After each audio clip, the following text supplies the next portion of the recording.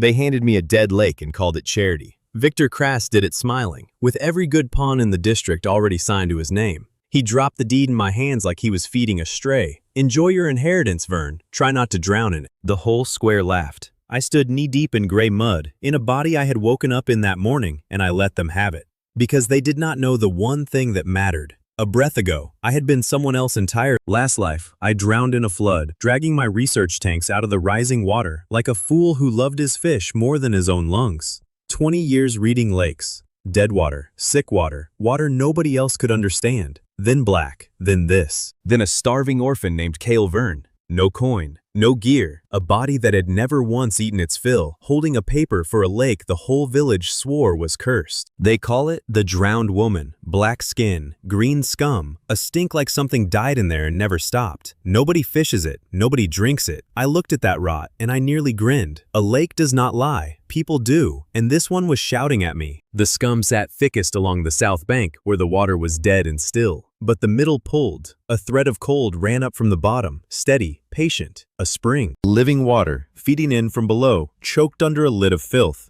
Cursed, sure. The way a man with a hand clamped over his mouth is quiet. I crouched at the edge and read it properly, the way old Kael Vern taught the boy whose body I now wore, my grandfather. The village had buried him a madman for swearing lakes could live. Turns out the madman was right.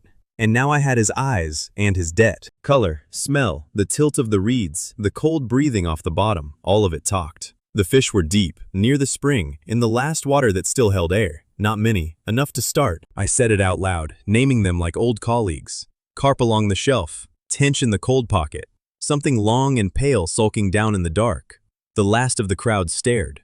"The witch boy talks to the mud," one of them muttered, and crossed himself. Let him. Then a fat brown shape shot out of the reeds, snatched the deed clean out of my fingers and bolted. An otter. A round, smug, thieving otter, running off with the only paper that said the lake was mine. I went after it, swearing in 2 languages. It led me a filthy loop through the shallows, stopped, looked back to make sure I was still watching, and only then dropped the deed in a puddle. I swear the thing was grinning. The water shivered when it looked at me. Only I seemed to see that. Wonderful. A cursed lake, a debt, and a demon rat with a sense of humor. While I was on my knees in the muck, negotiating with a rodent, a shadow the size of a door fell over me. A huge man, old scars, a soldier's hands, and a grin like we were reunited brothers. He named himself Bran, a strategist of rare and terrible genius, between wars, and generously available for partnership. He had watched me chase vermin through a swamp and decided it was tactical brilliance. I did not have the strength in this scrawny body to argue. Fine. 2 hands beat 1. I set my new genius to lashing a raft while I cut reeds for a net. Bran called it a naval maneuver. He also flipped the raft on the first shove and dropped us both into the drowned woman. The otter, whom I had privately named Pliuk, used the chaos to make off with our bait, our net, and the one sad fish we owned. Then it led us on another lap of the swamp. Bran charged in, bellowing about flanking. He flanked a mudbank and sat down hard in it. Pliuk dropped one thing as it vanished. A long, pale, slick eel, glowing faint in the dusk, ugly as a drowned finger. "Poison," Bran said, backing off. "Cursed for certain." I pocketed it and filed it under later. A whole morning gone, and all I had was wet clothes and a bruised general. So I stopped fighting the lake and started listening to it. Brute force was the whole village's method, and the whole village was starving.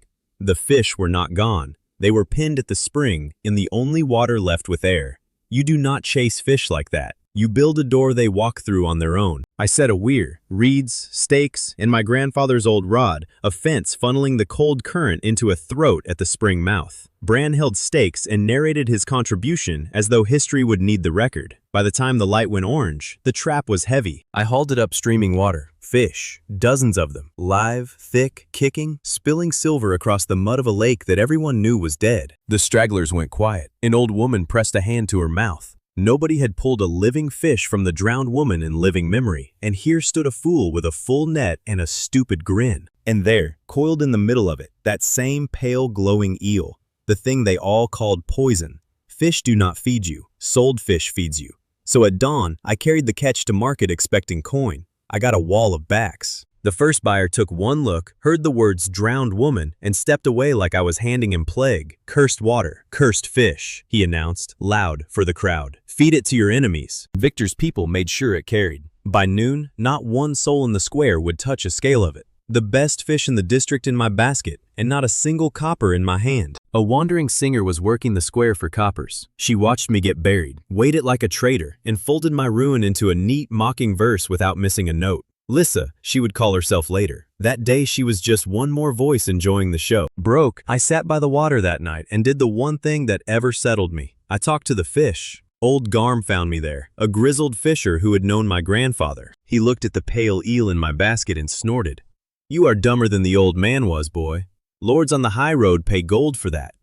Gold? And you meant to give it away. Then he told me a cook from a noble house had stopped at the roadside inn that very night. I did not sleep. Before first light, I was at the inn with the ugliest fish that district had ever refused. The cook was a round, sharp-eyed man named Perrin, the sort who had tasted everything and expected nothing. Victor's steward happened to be drinking there, gloating before he even knew why. "Cursed poison," the steward told the room. Swine would turn their snouts up at it. Perrin ignored him. He turned the eel in the lamplight, smelled it, and something moved behind his eyes. He had it cooked on the spot and tasted it while the whole room watched. He set down his fork. He looked at me a long moment. Then he said, quiet, that he had chased this flavor for 20 years and never once found it. And he laid a gold coin on the table, one whole gold coin, for a single fish out of a cursed lake in front of the man who had just called it poison.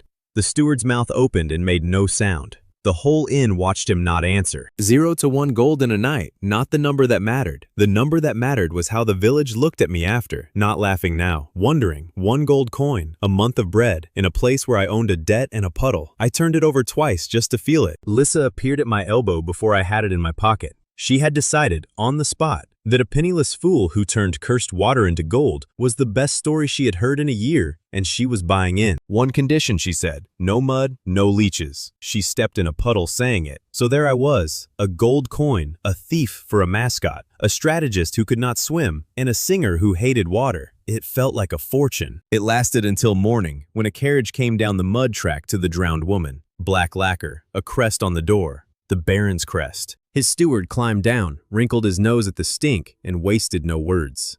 "The Baron wishes to buy your lake," he said. "Today." Bran leaned in and whispered that I should tell them I was not home. He said this knee-deep in the muck, in front of the crest, holding a stake. I looked at the carriage, then at the black water behind me, and a colder thought than the mud settled into my gut. Nobody offers coin for a worthless lake, which meant it was not worthless, which meant the Baron already knew something about this water that I had only started to learn. The steward did not haggle. He set a stack of silver on the wet planks of my jetty and told me the Baron was being generous to a fool. It was more coin than the whole village had seen in a year. For a puddle they had handed me just to be rid of my name. I looked at the silver, then at him. Then I asked the only question that mattered. Why does the Baron want a worthless lake? His smile slipped for half a breath.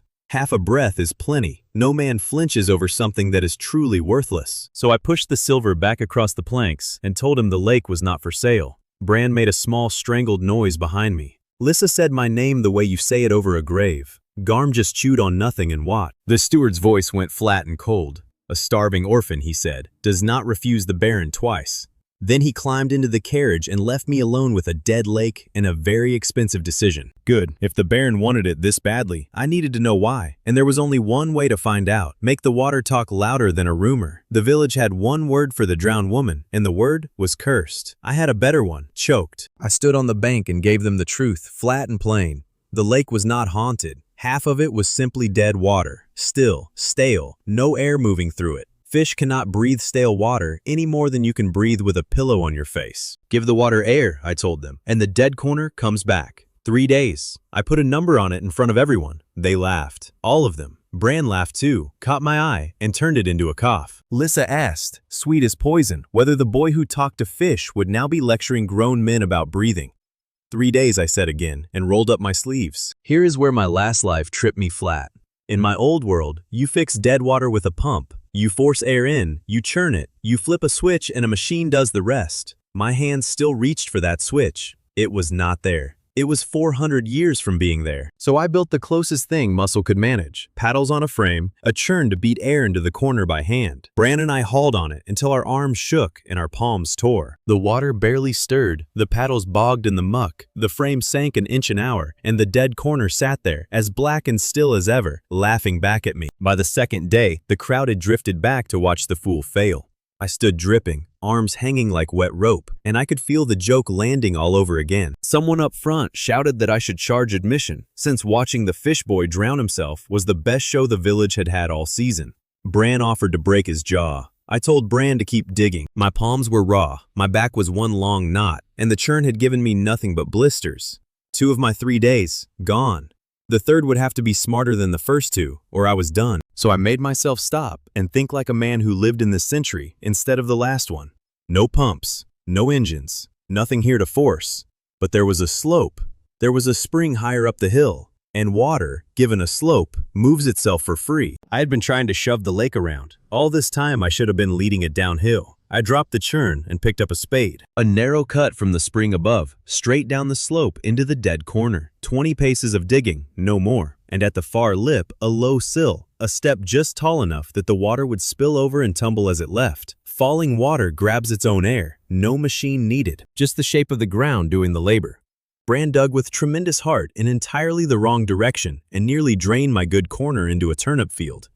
Lissa, who had sworn on her voice never to touch mud, touched mud. She found a leech first. The sound she made does not have a name. Bran lunged to save her and planted her face first in the ooze, and she came up wearing the swamp and a promise of murder. By dusk, the cut was open. The spring ran down it, struck the sill, and broke into a low white churn. Cold, living water, threading into a corner where nothing had breathed in years. I paced it out by torchlight. 20 paces of channel, 1 low sill, and not a single coin spent, only sweat. The slope did the work a machine used to do, and the slope never once asked to be paid. Lissa would not go near the water after the leech, so she sat on dry ground and composed insults about my ancestry. Bran stood guard over the sill against enemies that did not exist. It was, somehow, the best crew I had ever run. I did not sleep much. I kept walking down to look. Near midnight, Pliuk slid off the bank and dove straight into the dead corner, twisting in the new current like it was the best thing the world had ever made. The otter knew before the village did. Living water calls its own kind back. By morning, the black had gone gray, then near clear along the edges, and in the new current, small and silver, fish. Breathing. In the corner they all swore was poison. The steward came back on the 3rd day. He came to gloat. He found a crowd instead. I did not argue with him. I walked to the dead corner, the one every soul there knew was death, and I lifted a net straight out of it. Live fish, kicking, bright, pouring over my hands in front of all of them. He stared like I had reached into the sky and pulled them down. I asked him, loud enough for the whole bank, whether the Baron still wanted my worthless lake, because the price had moved. 10 times yesterday's offer. Living water does not come cheap. The crowd made a sound I had never had aimed at me before. Not laughter, something closer to awe, with a mean, bright edge to it, because they were watching a Baron's man swallow dirt in public. He had no answer. He turned the carriage around and left without one. I should have shut my mouth right there. I was too high on it. Someone asked how I had done it, and the pride ran off with my tongue. I started in about air in the water, the dead layer sitting under the living one, the cold rising off the spring and carrying what the fish needed to breathe. I very nearly said a word for it that does not exist in this world. Garm's hand clamped on my arm, hard enough to bruise. Later, by the coals, he told me what I had just handed away. There had been a quiet man at the back of the crowd, gilled green under a plain coat. He had listened to every word, and he had not smiled once. You did not show them a trick, boy, Garm said. You showed the River Guild that a nobody can prove their cursed water is a lie. Their whole fortune sits on that lie. He squinted at me sideways, the way he did whenever I forgot myself and spoke like somewhere else. Half the time I was. I had made an enemy far bigger than a Baron, and I had done it by talking too much over one good catch. The guild did not keep me waiting for its answer. Next afternoon, hooves on the track. A young man on an expensive horse, dressed in money, wearing a smile I already wanted to wipe off. Victor Krast, back for a second round, and this time he had brought his own crowd to watch. He looked at my revived corner, at my fish, and he laughed like it was the saddest little thing he had ever seen.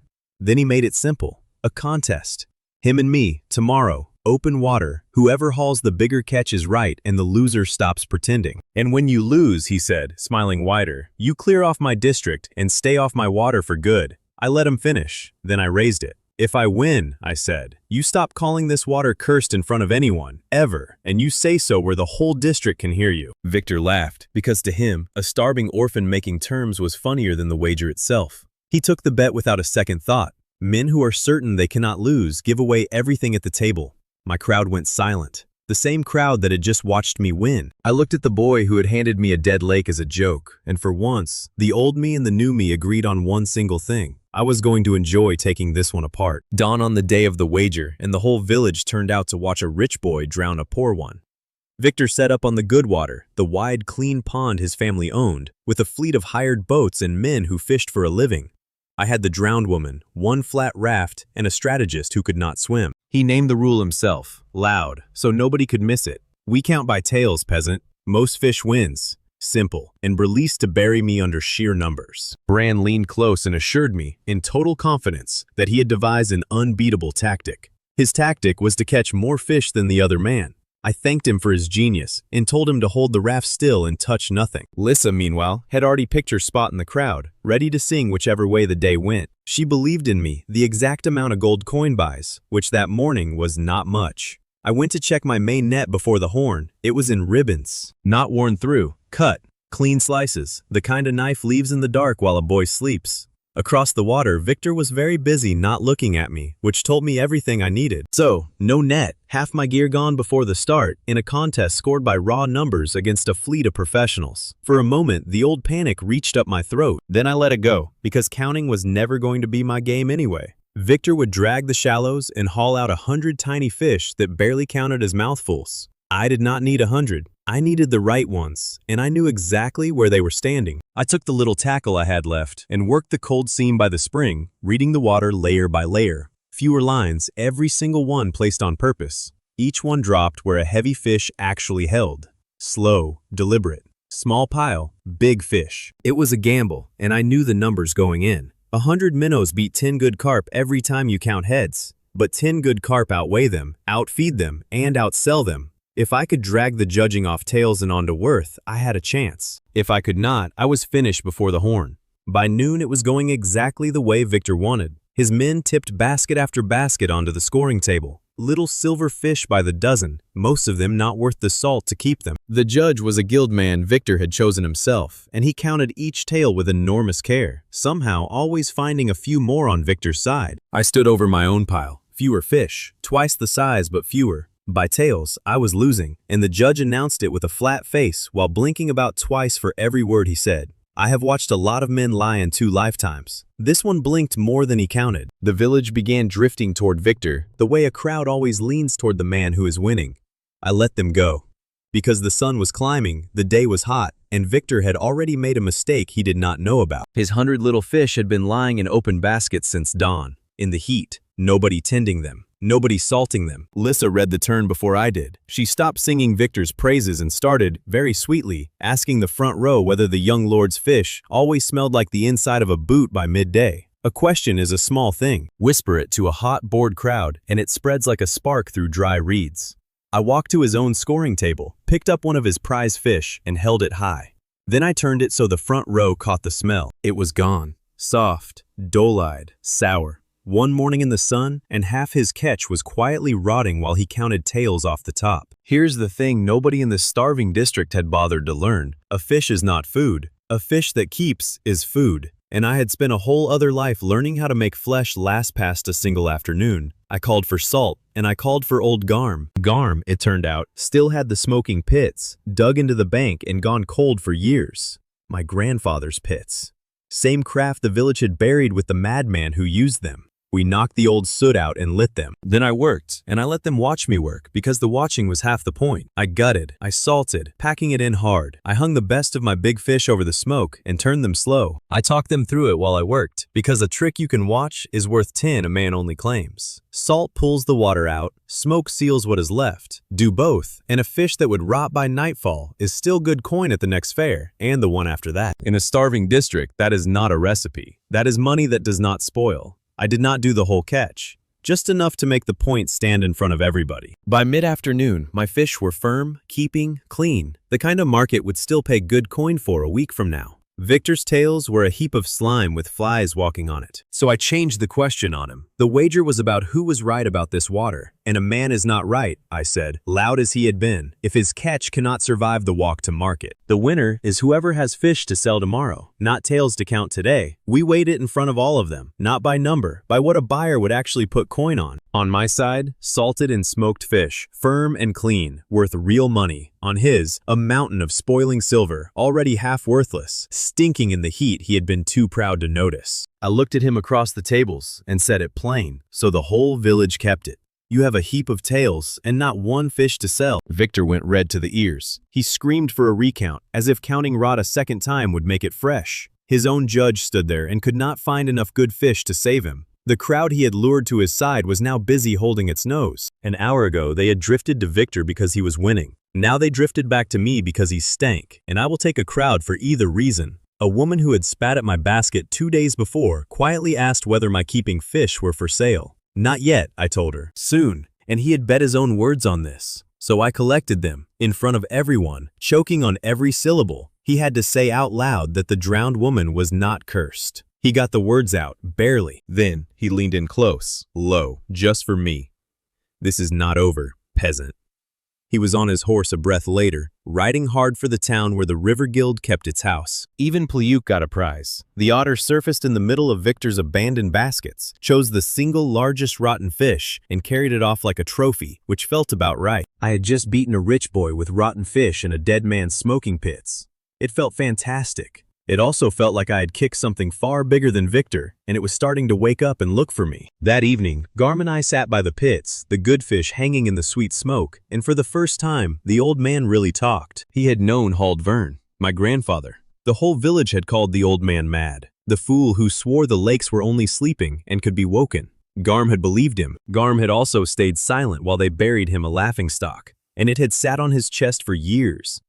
He reached up, took down a strip of smoked fish from my dead lake, and ate it slow, watching the black water go orange in the last light. Then he said it, rough and quiet, in front of the few villagers still hanging around the smoke. Kael was right, all of it. The old man was right the whole time. The ones who had mocked my grandfather were close enough to hear. I watched it land on their faces. I did not say a word. I just added it, silently, to a short list I was keeping of things I meant to finish for a dead man whose eyes I now wore. I did not get to enjoy any of it for long. 2 days later, a guild herald rode into the village, unrolled a paper heavy with a green seal, and read it out in a bored voice that somehow made it worse. By order of the River Guild, fishing and the selling of fish without a guild charter were now forbidden across the whole district. No charter, no catch, no sale. Anyone caught at either would answer to the guild itself. I had no charter. I was never going to be handed one, which meant that overnight, without a single boat leaving its dock, they had made every last thing I did a crime. Bran wanted to break the herald in half, which was Bran's answer to most problems of law. Lissa went quiet, which was worse, because Lissa going quiet meant she was doing sums and not liking the total. Garm spat into the fire and said the guild never bothered to crush a man who was not already a threat.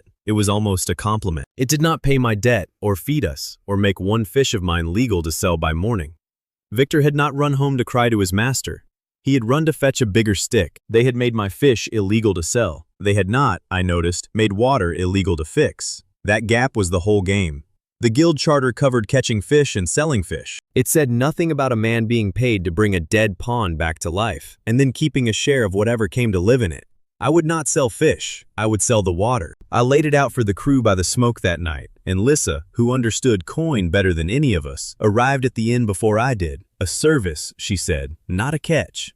They cannot charter a thing they never dreamed a peasant could do. And here was the beautiful part. This district was drowning in dead lakes, every one of them free, because everyone else saw a curse where I saw a fortune nobody had learned to read. So I went looking for the deadest water in reach, and I did not have to look far. 2 valleys over sat a wide, flat pond the locals called a waste and a warning. 3 times the size of the drowned woman, black to the middle, not a fish, not a frog, not a bird willing to land on it. The farmer who owned it could not give it away. He handed me the deed and looked relieved to be free of the shame. Then I read it, and my good mood went cold. No spring. Not one thread of cold anywhere under it. The trick that woke the drowned woman needed living water rising from below, and this pond had none. It was not choked. It was simply stopped. Flat, still, dead, and nothing beneath it to move. No spring meant I had to build my own current from scratch. There was a stream up the slope, running clean and fast and ignoring this dead pond entirely. Cut a channel from that stream, drop it through a sluice gate I could open and shut, and I could push living water through the pond whenever I wanted. Flush the dead out, feed the fresh in, run the whole thing by hand. For that, I needed a builder. I found one in the next village. A boy named Pip, apprenticed to a blacksmith who mostly used him for firewood.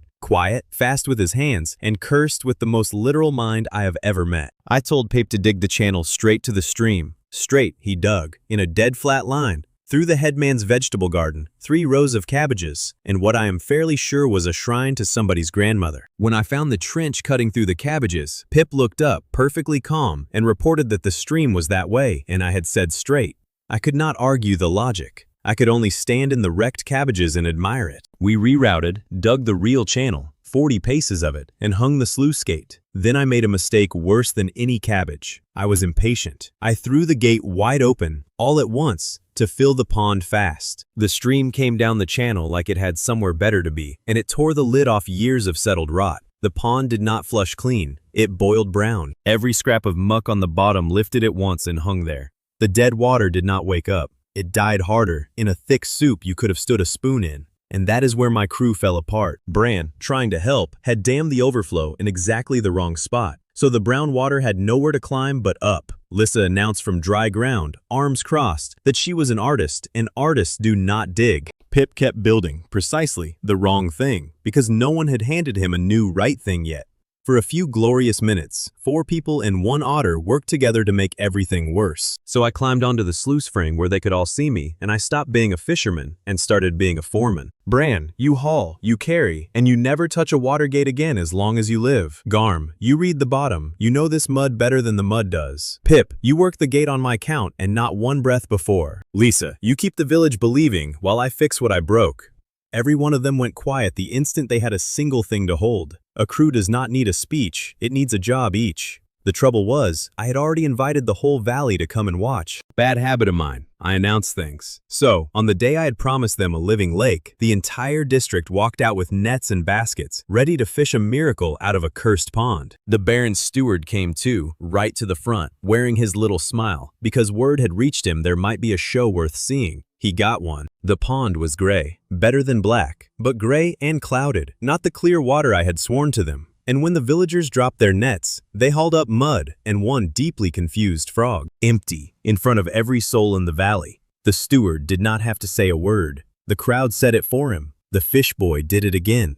All mud, all talk. I stood on that bank with 100 people, deciding I was a fraud, and I made myself do the one thing the old Vern never could. I did not run, and I did not lie. I read the water out loud, in front of all of them. Overnight, something had choked my channel. A slump of bank, a snag of weed. I could see it in the way the current had gone slack and the silt had crawled back up the water. The pond was not beaten. It was starved to flow again, the same sickness with a new cause. I said exactly that, standing in front of the man who wanted me gone, with no idea if a single villager would grant me 1 more hour. Then I stopped talking and went into the water. I found the blockage right where I told them it would be, a caved lip of bank clogging the channel mouth, and I tore it out with my bare hands while 100 people watched me do it. Cold stream water surged back through, but one flow was not enough for a pond this wide, so I called Pip and we cut a second spill on the far bank, low, so the water crossed the whole pond and tumbled out the far side, snatching air the entire way across. It turned faster than I dared hope. The cloud began to sink. Along the fresh current, the gray thinned to green, then to something you could nearly see straight through, and the fish that had been clinging to the last living pocket came out into the clean water, all at once, right in front of the crowd that had just called me a liar. Drop your nets again, I told them.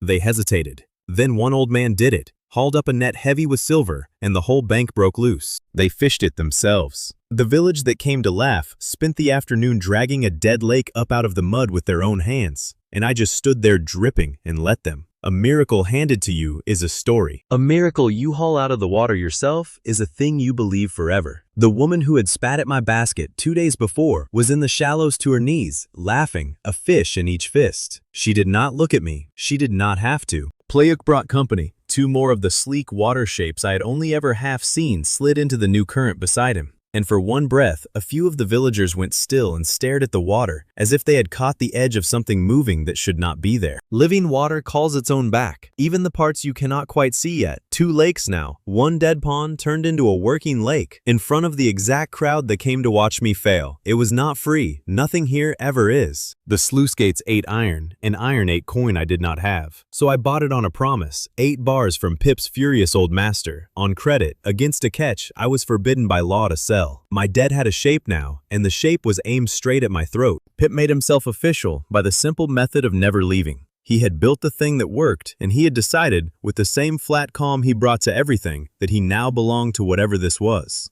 I did not argue. A builder is worth more than a garden of cabbages. The headman came for me over those cabbages, demanding fish for his ruined rose and his insulted grandmother. Before I could smooth it, Garm looked at the trampled garden and said flatly that it had been dying anyway, and the channel did it a kindness.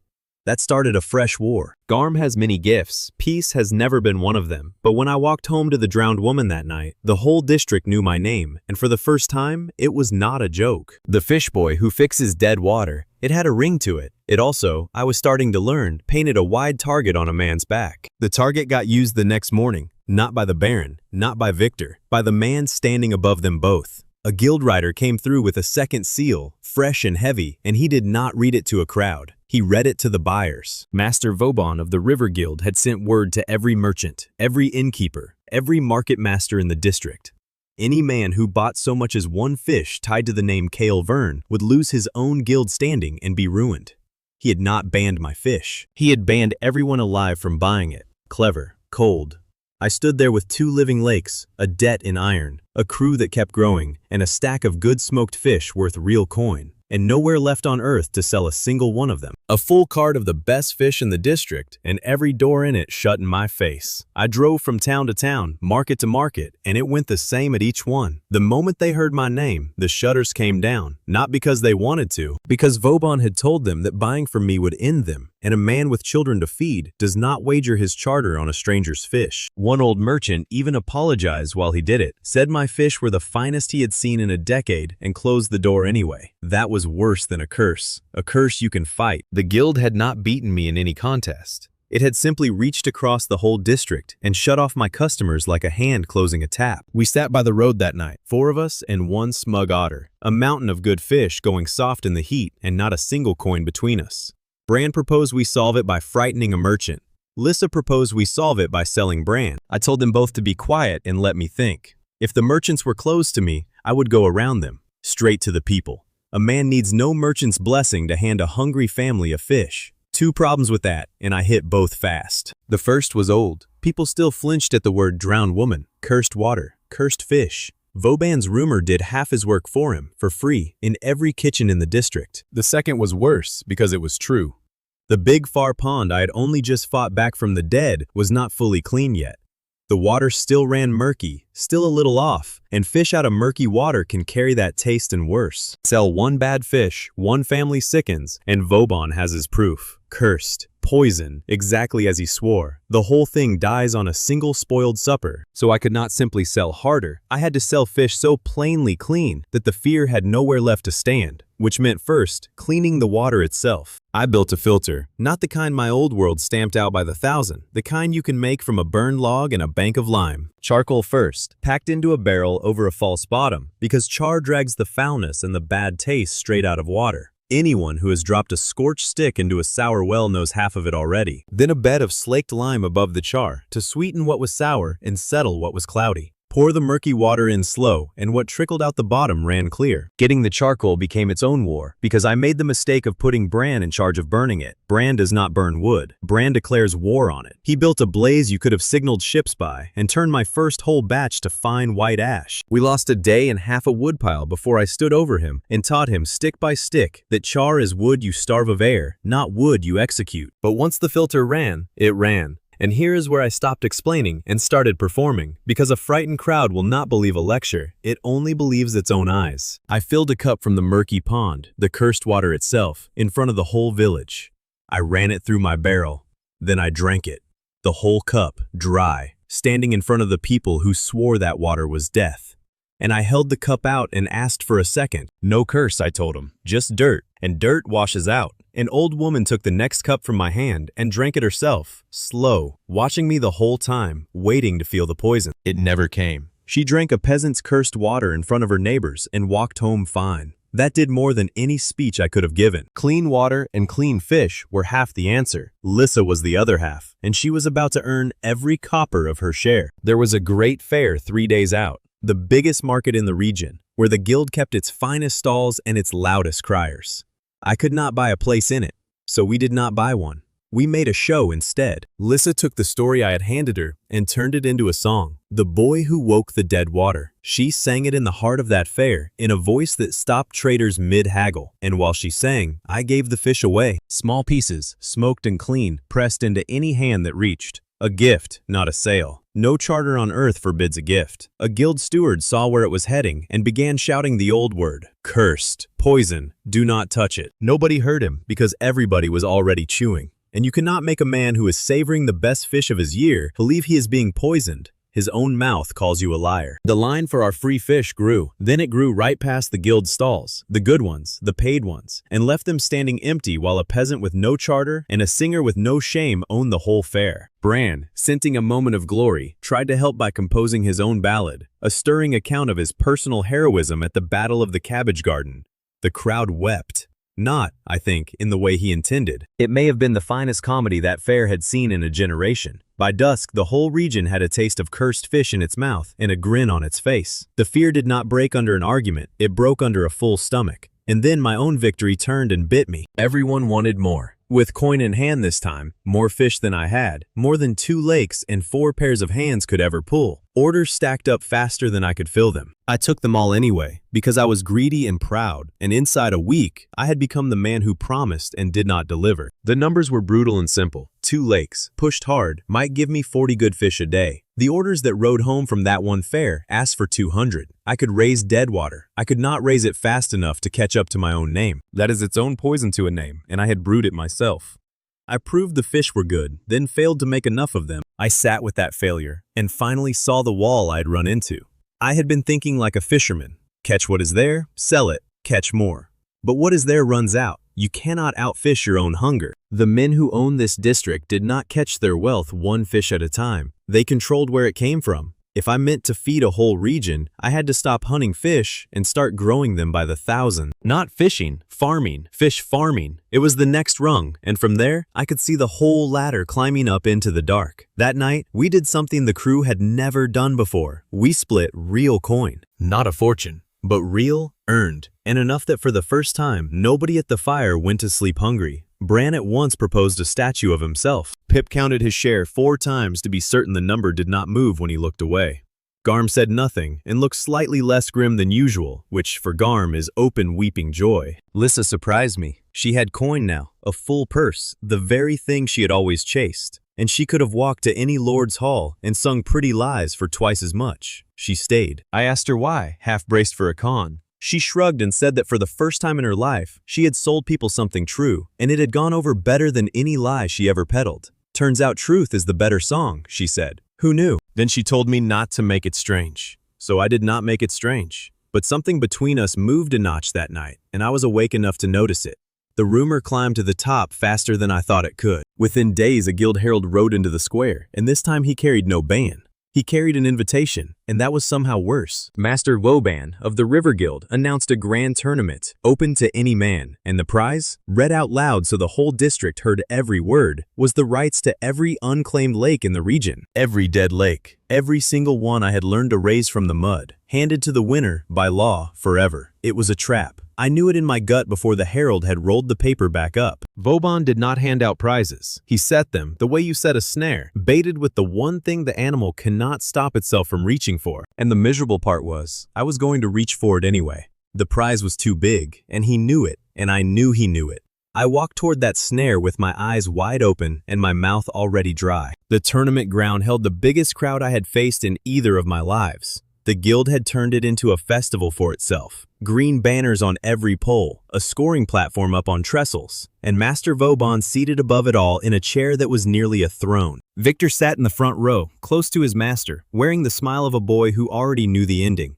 The rules told me the ending too. Total weight of fish landed over 3 days. Most weight wins. Simple, fair sounding, and built brick by careful brick to make sure the peasant lost. Because weight over 3 days is a fleet's game. Vauban had dozens of boats and hundreds of trained hands. I had 2 lakes I was forbidden by his own law to even fish, 1 flat raft, and a crew whose strongest swimmer was an otter with a grudge. Outhaul the entire river guild in an open contest of boats and muscle? Not in 100 years, so I never planned to try. While every other man on that ground spent 3 days chasing wild fish, I had spent the last 2 months quietly cheating in the most honest way there is. I had not come to hunt, I had come to harvest. Weeks earlier, when I first felt this trap coming, I had walled off a quiet arm of the far lake with a woven pin and stocked it. Young fish, moved in by the 100, fed every single day, packed close, growing fat in water I kept clean and moving. A breeding pin, a crop, 300 of them to start, carried in by the bucket over 4 muddy trips, fed on boiled grain and scraps until they ran twice the weight the open lake would ever have grown them. Pin tight, in water no fleet net could reach. On paper, it was already a mountain of weight sitting in the bank, waiting. Nobody in this world grew fish. They caught whatever the water happened to give them and called it luck, or blamed a curse when it gave nothing. The idea that you could raise fish the way a farmer raises pigs, on purpose, by the thousand, had simply never crossed a single mind here. It was the whole future of everything I meant to build, and I had a pin full of that future sitting 2 valleys away. All I had to do was keep it alive for 3 more days. You already know that was too much to ask. The night before the weigh-in, I went to check the pin and found a hole chewed clean through the woven wall at water level, exactly the size of one smug, well-fed otter. Playuk sat on the bank beside his handiwork, grooming, deeply pleased with himself. Half my crop had already slipped out through the private door he had gnawed for it, scattering into the open lake in the dark. I have never in 2 lifetimes wanted to strangle a spirit so badly. There was no time for a new pin, and no time to mourn. I woke the whole crew, and we went into the black water after fish we could not see. And here, for the first and possibly last time in recorded history, Brand's idea of tactics actually worked. He waded out and beat the water in a long, slow line, driving everything ahead of him, herding the loose fish back toward the gap the way you herd sheep toward a gate. Pip patched the pin wall from the inside as fast as Brand drove them in, muttering measurements to himself. Garm stood on the bank reading the surface, calling out where the fish had bolted, sending Brand left, deeper, back. It was chaos, it was loud, and it had no business working at all. But by gray dawn we had maybe half the crop back behind a patched wall, and Brand was so stunned that a plan of his had helped that he could barely form words. I told him to enjoy it, it would not happen twice. We hauled what we had saved to the tournament ground, and Victor was ready for us. He had spent the morning whispering in the judge's ears. My fish, he told them, came out of the drowned woman. Cursed water, poison. A man could not be permitted to win a guild tournament with unclean fish. Throw the peasant out before he shames the whole festival. The judges wavered. It was an easy way to be rid of me, and half of them wanted to take it. So I picked one of my own fish off the scale, in front of the entire platform, and I told them plainly there was no such thing as cursed water. Check it yourselves. Then I gutted it and I ate it. Raw. Right there, in front of the judges, the crowd, and Victor's dropping jaw. I did not fall down. I did not foam at the mouth or die. I stood there, chewing a fish that was supposed to be poison, and I asked, politely, whether anyone had further objections. There were none. The disqualification died in the judges' throats, and Victor went the color of a boiled crab. A small win, but I collected it, and the whole crowd watched me collect it. Then the real scoring began, and my good mood cooled fast. Over 3 days the fleet did what a fleet does. Boat after boat, net after net, they piled fish onto the guild side of the platform until the trestles groaned. My crew and I fished until our hands cracked, and we could not come close. By raw weight of open water catch, I was losing, and losing badly. On the 3rd evening, Vauban rose from his almost throne to say so. He took his time about it, savoring every word, letting the whole district watch the peasant beaten fair and square in the open, letting Victor grin wide beside him. I let him have it. I stood at the foot of the platform, and I thought, quietly, go ahead and enjoy the part where you celebrate too early. It has always been my favorite part, because I had not yet entered a single fish from my pen. When Vauban asked, with great false courtesy, whether the boy had anything more he wished to weigh, I said yes, and I had the crew wheel it in. Cart after cart of my breeding pen, hauled up and tipped onto the scale in one great living flood. Not scrawny wild fish scraped off the bottom of a starving district. Fat, even, prime fish. Every one of them fed and grown on purpose, packed denser than any open water on earth could give. They came off the cart still kicking, a silver mountain that buried the fleet's 3-day haul under it in a single afternoon. The platform went dead silent. Then it went very, very loud. Vauban was on his feet. He stared at the scale, then at me, and for the first time, that smooth voice cracked straight down the middle. "Where did you—" he began, and could not finish it. "This is impossible. You cannot grow fish." "You catch," I told him, loud enough for every soul on that ground to carry it home. "I grow." That was the moment the district changed its mind about what water was for. They had just watched a peasant with no charter outweigh the entire river guild, not by luck, not by any curse, but by farming fish the way a man farms wheat. The cursed water, the water they had all feared and spat at their whole lives, had fed more mouths in one afternoon than the guild's clean fleet managed in 3 days. An old man near the front kept saying it to the people around him over and over, like he needed to hear his own voice confirm it. He grew them. You can grow them. In a district that buried its children hungry, that was not a fish story. That was a door open. A woman I did not know pushed to the front with a thin child on her hip and asked me, flat out, whether I would teach it, not sell it, teach it, how to make dead water feed a family. I said yes before I had thought it through, and the yes felt heavier and better than any trophy on that platform. Vauban had built this stage to bury me on it. Instead, he had handed me the loudest platform in the region and stood on it while I proved him a liar in front of everyone he owned. First place. And with it, by his own loud rules, read to the whole crowd, the rights to 3 more dead lakes. 2 lakes became 5 in a single afternoon. Vauban handed me the prize document himself, and by then he was smiling again, which should have warned me. I learned why that night, when Lissa actually read the thing instead of just dancing around it. Buried at the bottom, in small, careful script, sat the hook. To claim the lakes, I had to accept them as a chartered member of the River Guild. The instant I took my prize, I came under guild law, under Vauban, bound to his dues, his rules, his charter, the exact yoke I had spent 5 fights climbing over. He could not beat me in the open. So he let me win and folded a leash inside the trophy. The crew was still dancing by the fire, 5 lakes richer, reading none of the fine print. I did not have the heart to stop them yet. But Lissa caught my face across the flames and went still. She had spent her whole life reading marks and traps. She knew exactly what it looked like when a man walks out of a snare carrying the bait home in his arms. I did not even get the night to decide what to do about it. Late, as the fire burned to coals, hooves came up the road, not a herald this time. A whole procession, torches, armed guards, a carriage worth more than my entire district, sweeping into the square like it owned the ground it rolled across. The door opened, and a man stepped down who did not raise his voice because he had never once in his life needed to. Every guard, every guildman, even Vauban, went stiff and silent the moment they saw him. That told me who he was before anyone said a word. Vauban, who had sat all week perched like a king, was on his feet with his head slightly bowed before the carriage door had even opened. I had never once seen the guildmaster afraid. Watching the man he feared step down and walk toward me was its own kind of lesson. Duke Morand, the man who held the water rights to the entire province. The man above the guild, above the baron, above every enemy who had ever leaned his weight on me. He walked past all of them, straight to me, and looked me over the way you look over a horse you might buy, or might put down. Then he smiled, soft and unhurried. "So," he said quietly, "this is the boy who has been troubling my guild." And standing in the ashes of my own victory, 5 lakes richer and freshly leashed, I understood at last that every enemy I had beaten until now had only been the shallow water. Duke Morand did not stay long that night. He looked me over, said he would be watching my little miracle with great interest, and left me with 5 lakes, a guild leash, and the exact feeling of a cat that has decided a mouse might be worth the trouble. So I did the one thing that ever settled me. I got to work. 5 lakes now, and a district screaming for fish, faster than 2 ponds could give it. I threw everything into stocking the 3 new lakes at once. Fast, hard, the way a man in a hurry does it. And a man in a hurry, around water, kills things. I found out how much at dawn. I came over the ridge at first light, and the 3 new lakes were white. Not with mist, with fish. Bury up, every one of them, floating in their thousands across water that had been thrashing and alive 2 days before. A whole crop, 3 lakes of it, dead in a single night. The smell reached me before I even got down the slope. Pliuk would not go near the water.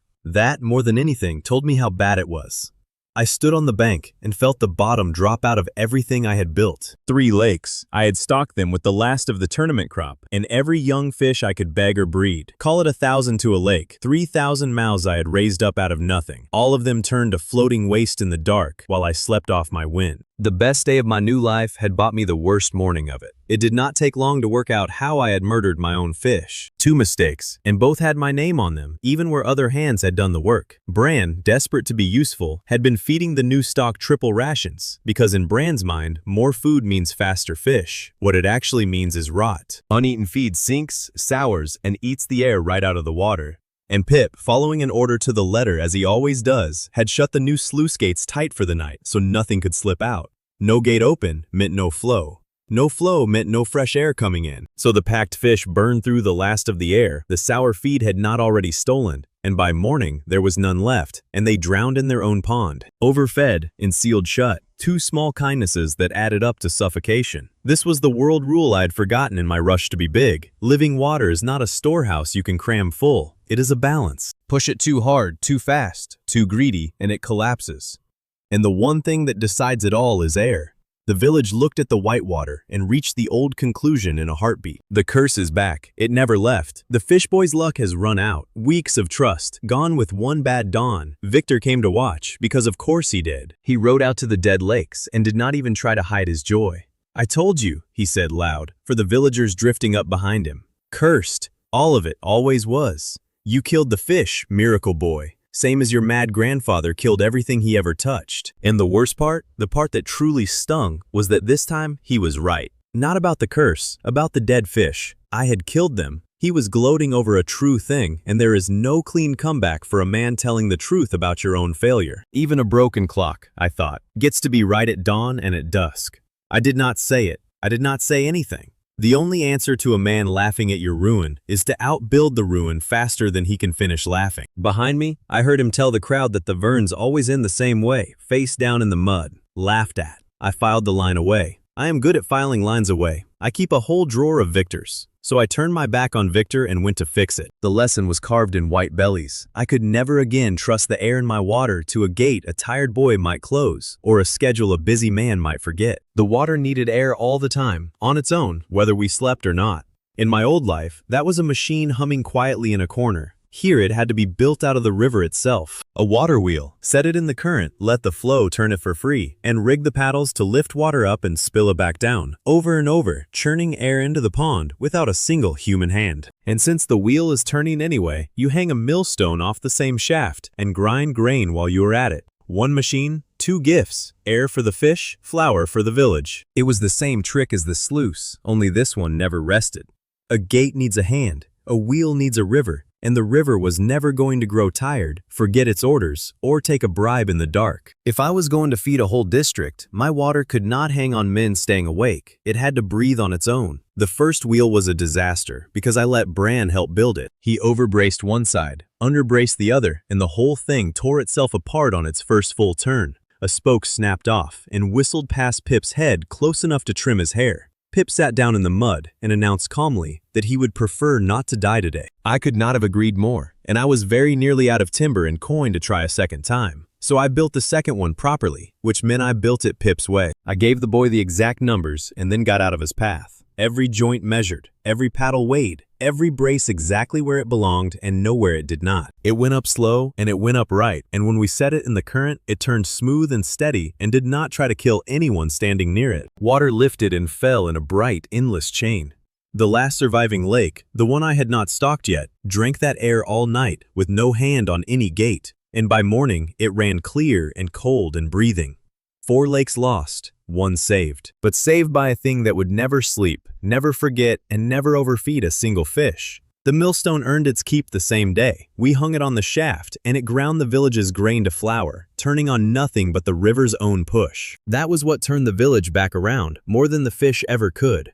A woman came for flour and walked away with flour and fish both, out of the same machine, and she looked at me differently after. I had stopped being the fish boy who might be cursed. I had become the man whose water fed you 2 ways at once.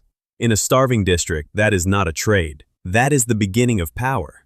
But something had cracked in the crew, and it did not mend with a millstone. Bran would not own the overfeeding. He had already rewritten it in his head into a bold and necessary tactic that cruel fate had punished unfairly. Pip, who had only obeyed my own order, quietly swallowed a blame he did not earn and went even quieter than his usual silence. And Garm, who has never once in his life softened a hard truth, said out loud in front of everyone exactly whose triple rations had rotted whose water. It was true, and it was cruel, and it helped nothing. Bran went hot, Pip went cold. For the first time my crew was not a crew. It was 4 people standing in the ruin of something, each of them bleeding a little and blaming the others for the wound. I should have stepped in and taken the whole blame onto myself, because the greed had been mine before it was ever theirs. But I was tired and stung and short with everyone, and I let it fester one night too long. That was its own quiet mistake, and it would cost me down the road. I just did not yet know the shape of the bill. The debt had grown too. Timber and iron for the wheels, stacked on top of the iron I already owed. I stood among the dead lakes counting my losses in fish, in coin, and in trust, and none of the 3 sums came out kind. Then, dragging a rake through the silt of the worst lake, I struck something that had no business being there. A sack, heavy, sodden, split along one seam, feed gone black and rotten, the exact kind of filth that strips the air out of water faster than anything Bran could have managed by accident. The trouble was, I had never bought this feed. I did not know the sacking. Not one soul in my crew had put it there, which meant that while I was blaming Bran, and Garm was blaming Bran, and my whole crew was tearing itself to pieces over an accident, somebody had walked up to my lakes in the dark and helped the disaster along, fed my water poison, and let me carry the fall for it in front of the whole district, while Victor rode home laughing at a ruin he may well have paid to arrange. My fish had not simply died. Someone had killed them. And to get that close, in the black of night, past all of us, it had to be somebody who knew exactly where my lakes were and exactly when we slept. Somebody on the inside. I put a single dead fish on the table in front of my crew and told them the truth. This one did not die from our mistake, and I am going to find out who killed it. The room had already gone sour. The die-off had cracked us clean down the middle. Bran would not meet Garm's eye. Pip had gone somewhere quiet inside his own head. And now I was telling them a traitor had been sleeping under our roof. You could feel the last of the trust draining out through the floorboards. It got worse before I had even started, because the guild picked that exact morning to squeeze. Vauban, through the charter I was now bound to, sent a demand for a levy, a fee, for the very lakes I had let die. He was charging me for my own disaster, by his own rules. The rules I had signed for at the tournament, like a fool grabbing the bait with both hands. The trap kept tightening a notch at a time.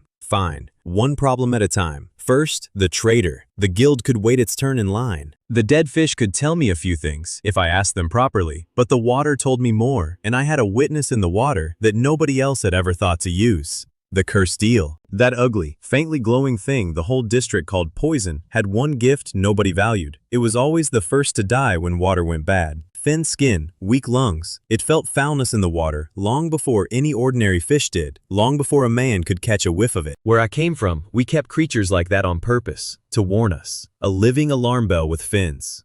So I filled a bucket from each lake and dropped an eel in each one, and I watched which ones died and how fast. The bucket from the worst lake killed its eel in minutes. That told me the poison there had been strong and fresh and dropped in a tight spot, not spread thin across the whole pond the way an accident spreads. I lined the buckets up in a row and timed them against each other. The far lake, a slow death, near an hour. The drowned woman, no death at all, clean as ever. The worst lake, its eel gone in the time it takes to boil an egg. That row of buckets was a map, and the map pointed straight at one shore on one night. Then I read the rest of it. The pattern of the kill, the way the dead had drifted and banked. Poison from one shore, one night, a tight and deliberate dose, dropped exactly where the closed sluice would hold it and hardly move it. Right where it would do the most murder for the least sack of filth. Nobody poisons water that neatly by accident, and only a handful of people alive knew my sluice schedule. Every one of them slept under my own roof. Here is where I made the mistake that still shames me. I was angry, and I was bone tired, and I let both of them do my thinking for me. I looked around my own crew, and my eyes settled on the newest face, the outsider, the one who had spent her whole life selling pretty lies for coin. Lissa. I did not accuse her out loud. I did something worse. I let the suspicion show plain on my face, in front of everyone, and she watched it land on her. She went very still. Then she told me, in a flat, quiet voice I had never once heard her use, that she had bought into this madness because for the first time in her life, she believed in something. And that if I truly thought a full purse still weighed more to her than that, then I had never known her at all. Then she picked up her things and walked out into the dark. I had just done Vauban's work for him, for free. taken a crew that was already cracked and driven a wedge through the best part of it, over nothing but my own foul temper. The traitor never even had to divide us. I did that myself, and I did not charge him for it. It was Garm who set me straight, the way Garm always does, with one hard fact and not a scrap of comfort. Who, he asked, bought new boots last week? With every one of us in debt up to our teeth, who suddenly had coin for boots? I knew the answer before I had finished hearing the question. Not the outsider, not the loud ones who make easy targets, the quiet one. Watt, a man out of the cooperative, the sort who never raises his voice and never asks for much. The very last man anyone would think to suspect, which was precisely why they had chosen him. I laid it out for him plainly, in front of the whole crew, the same way I read water.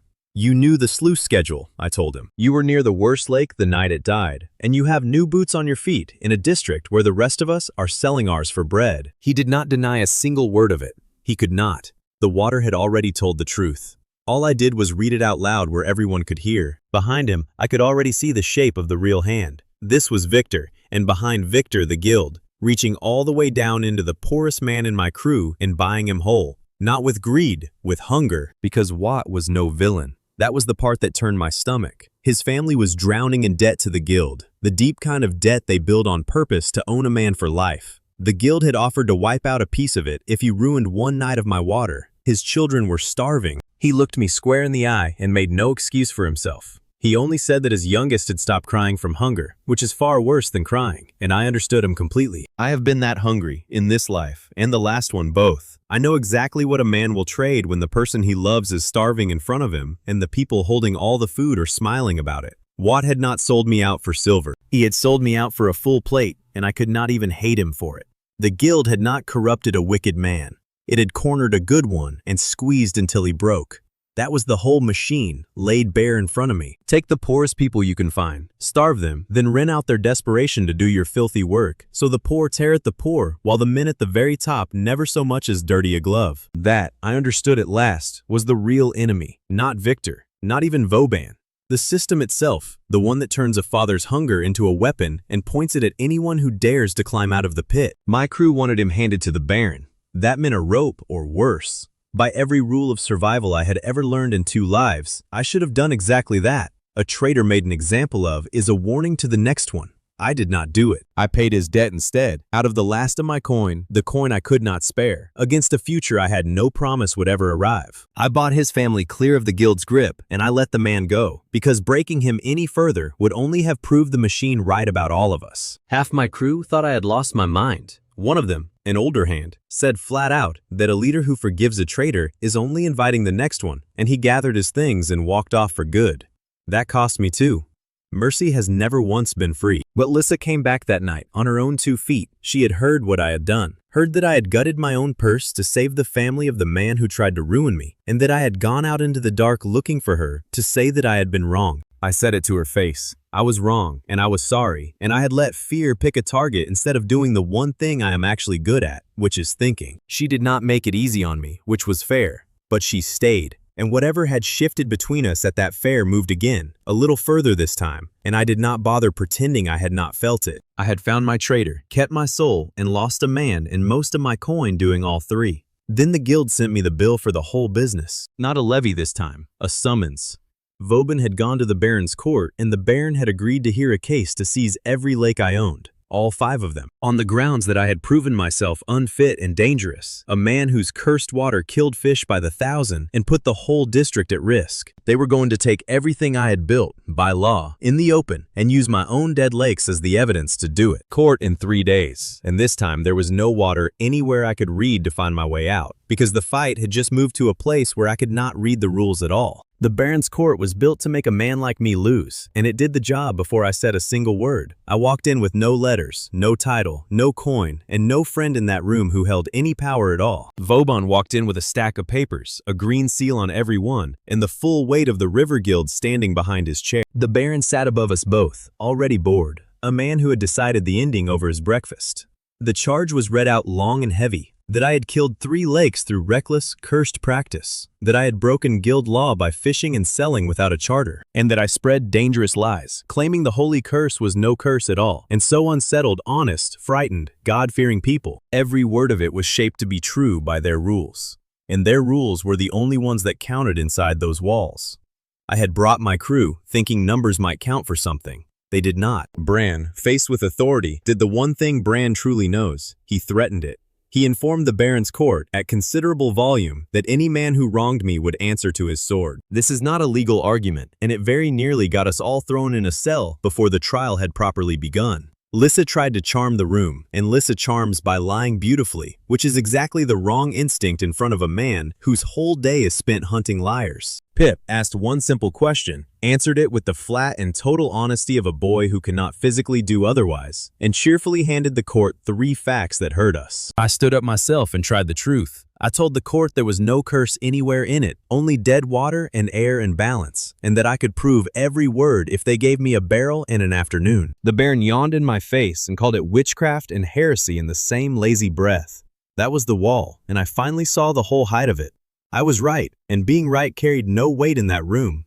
Here, the truth was not evidence. The truth was a confession. Then Victor took the stand, and he savored every heartbeat of it. He told the court, grave and sorrowful as a mourner, that the Verns had always been this way, that my grandfather had spoiled good water and preached madness until the district was well rid of him, and that I was nothing but the same bad blood come around again. Blood of madmen, he called us, looking straight into my eyes as he said it, so I would know he had chosen the words on purpose. Behind him filed the witnesses, 3 of them, men I half knew, swearing they had watched my cursed practices poison the water with their own eyes. Bought men, every one. The same machine that had bought my traitor was now buying my accusers by the mouthful. Hunger for sale, sold by the yard, to whoever needed a lie spoken aloud under oath. The case rolled downhill toward its ending, and there was nothing anywhere I could grab to slow it. I had 1 card left, and I played it. The sabotage, the planted sack of poison feed, the proof that my lakes had been murdered, not mismanaged, and that the guild's own hands were black with it. I laid it before the court exactly as I had laid it out for Watt, clean and plain and undeniable. And the Baron looked down at me, this peasant with no charter and no standing, daring to accuse guildmen of a crime, and he asked the one small question that ended everything. Where, he said, is your chartered witness? I had none. A man with no standing cannot accuse. My evidence was real, and it did not matter in the slightest because I was not a person the law permitted to be believed. Truth, with no right to speak it, is only noise in a rich man's hall. The verdict came down like a portcullis. Every lake I owned, all 5 of them, seized and handed to the River Guild for proper management. My base confiscated. A fine stacked on top, for spite, that I could no more pay than I could fly to the moon. Vauban did not gloat. He did not need to. Victor gloated enough for both of them, loud and bright and cruel, in front of the whole court, in front of the district that had come to watch. And I stood there and took every word of it, and understood at last the lesson my water could never once teach me. I had beaten every single man who fought me on my own ground. So they had simply picked up the fight and carried it to ground where the rules themselves were the weapon. And on that ground, my knowledge, the thing that had raised 5 lakes from the dead, was worth exactly nothing. You cannot read your way out of a law that was written to bury you. They put us out of the base that same night. Everything I had built, gone with a seal and a stroke of a pen. We ended up back at the drowned woman, the first lake, the one that started all of it. The guilds now, on paper, like all the rest.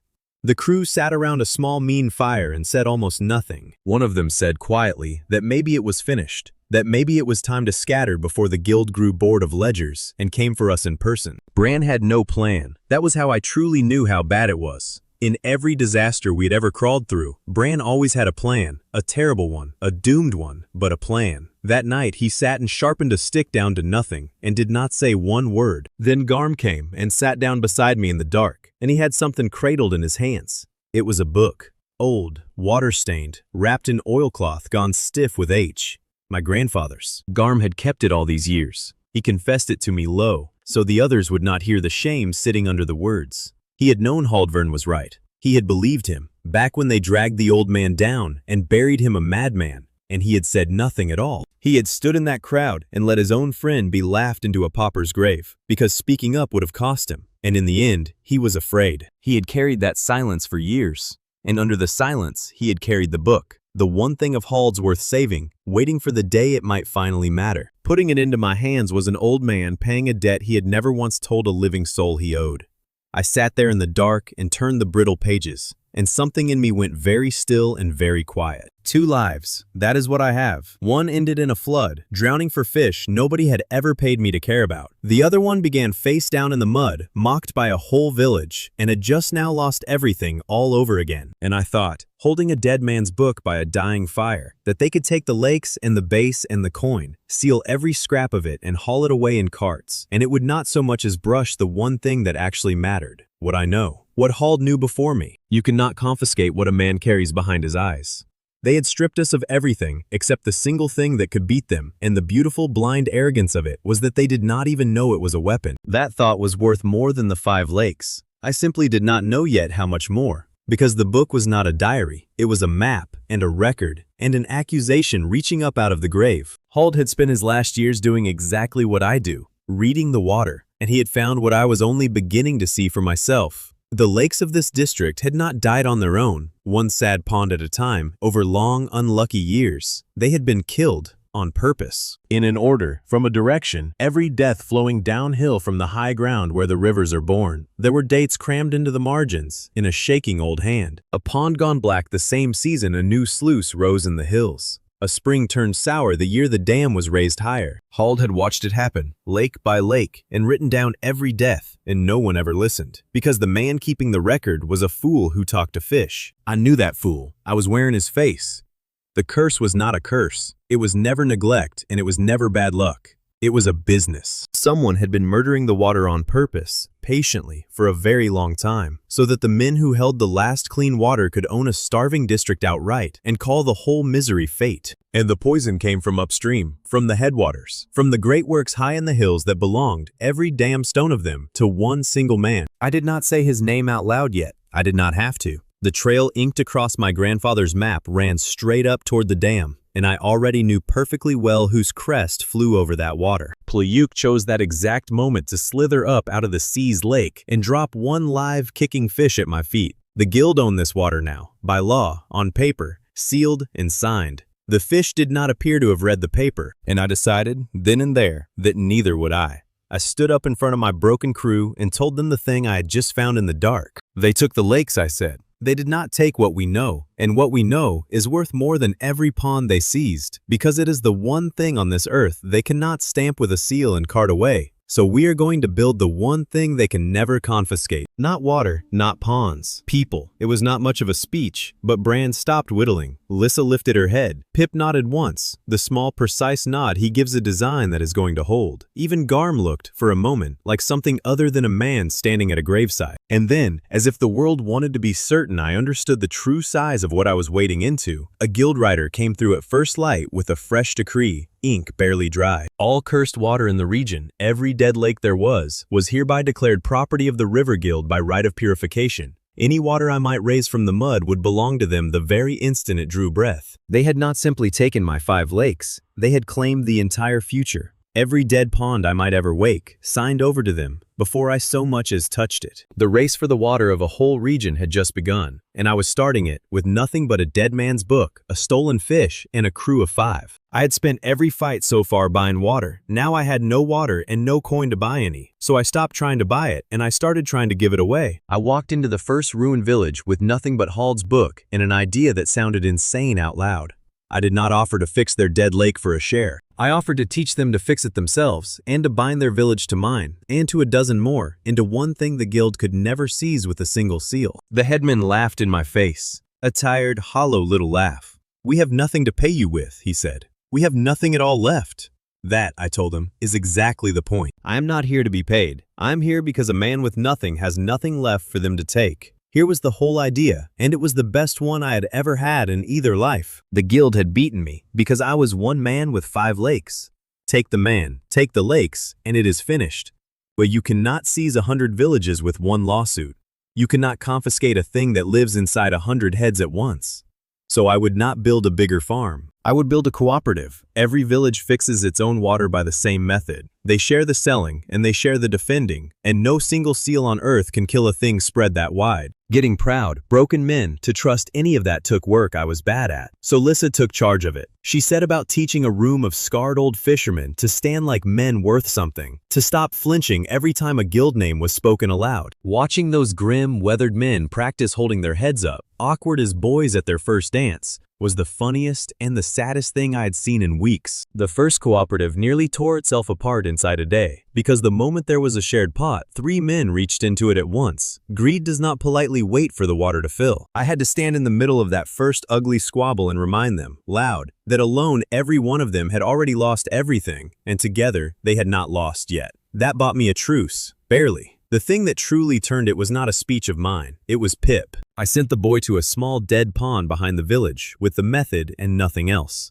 And I let the villagers stand and watch a half-grown blacksmith's apprentice do the very thing they had been told for generations only a cursed witch could do. He read the water, near enough. He cut a channel, hung a little gate, set the flow moving, and in 3 days the dead pond behind their own houses ran clear, and a child pulled a live fish out of it. That cracked something the guild had spent a lifetime building. If a boy could do it, it was not witchcraft. It was not heresy. It was not some Vern curse in the blood. It was a craft. And a craft can be taught, and a thing that can be taught can never again be owned by one guild forever. I watched the fear break on their faces, the exact moment it happened. And I watched the guild see it break too, because the very next day, their riders came through the villages, promising ruin to any family that threw in with the peasant. Half the cooperative wavered on the spot. Fear is an old habit, and old habits do not die because a boy caught a fish. The guild answered the way the guild always does when its threats stop working. It came in the dark. They came at night for the first shared pond. A dozen hired men with torches and mattocks, meaning to cut the dam, drain the water we had just raised out of the mud, and burn the stores stacked beside it. Send a message. Turn the cooperative into a graveyard before it could finish becoming an idea. But I had Bran, and for weeks, Bran had been drilling the village men in what he grandly called maneuvers, which everyone, myself included, had assumed was simply a way to keep him from wandering off.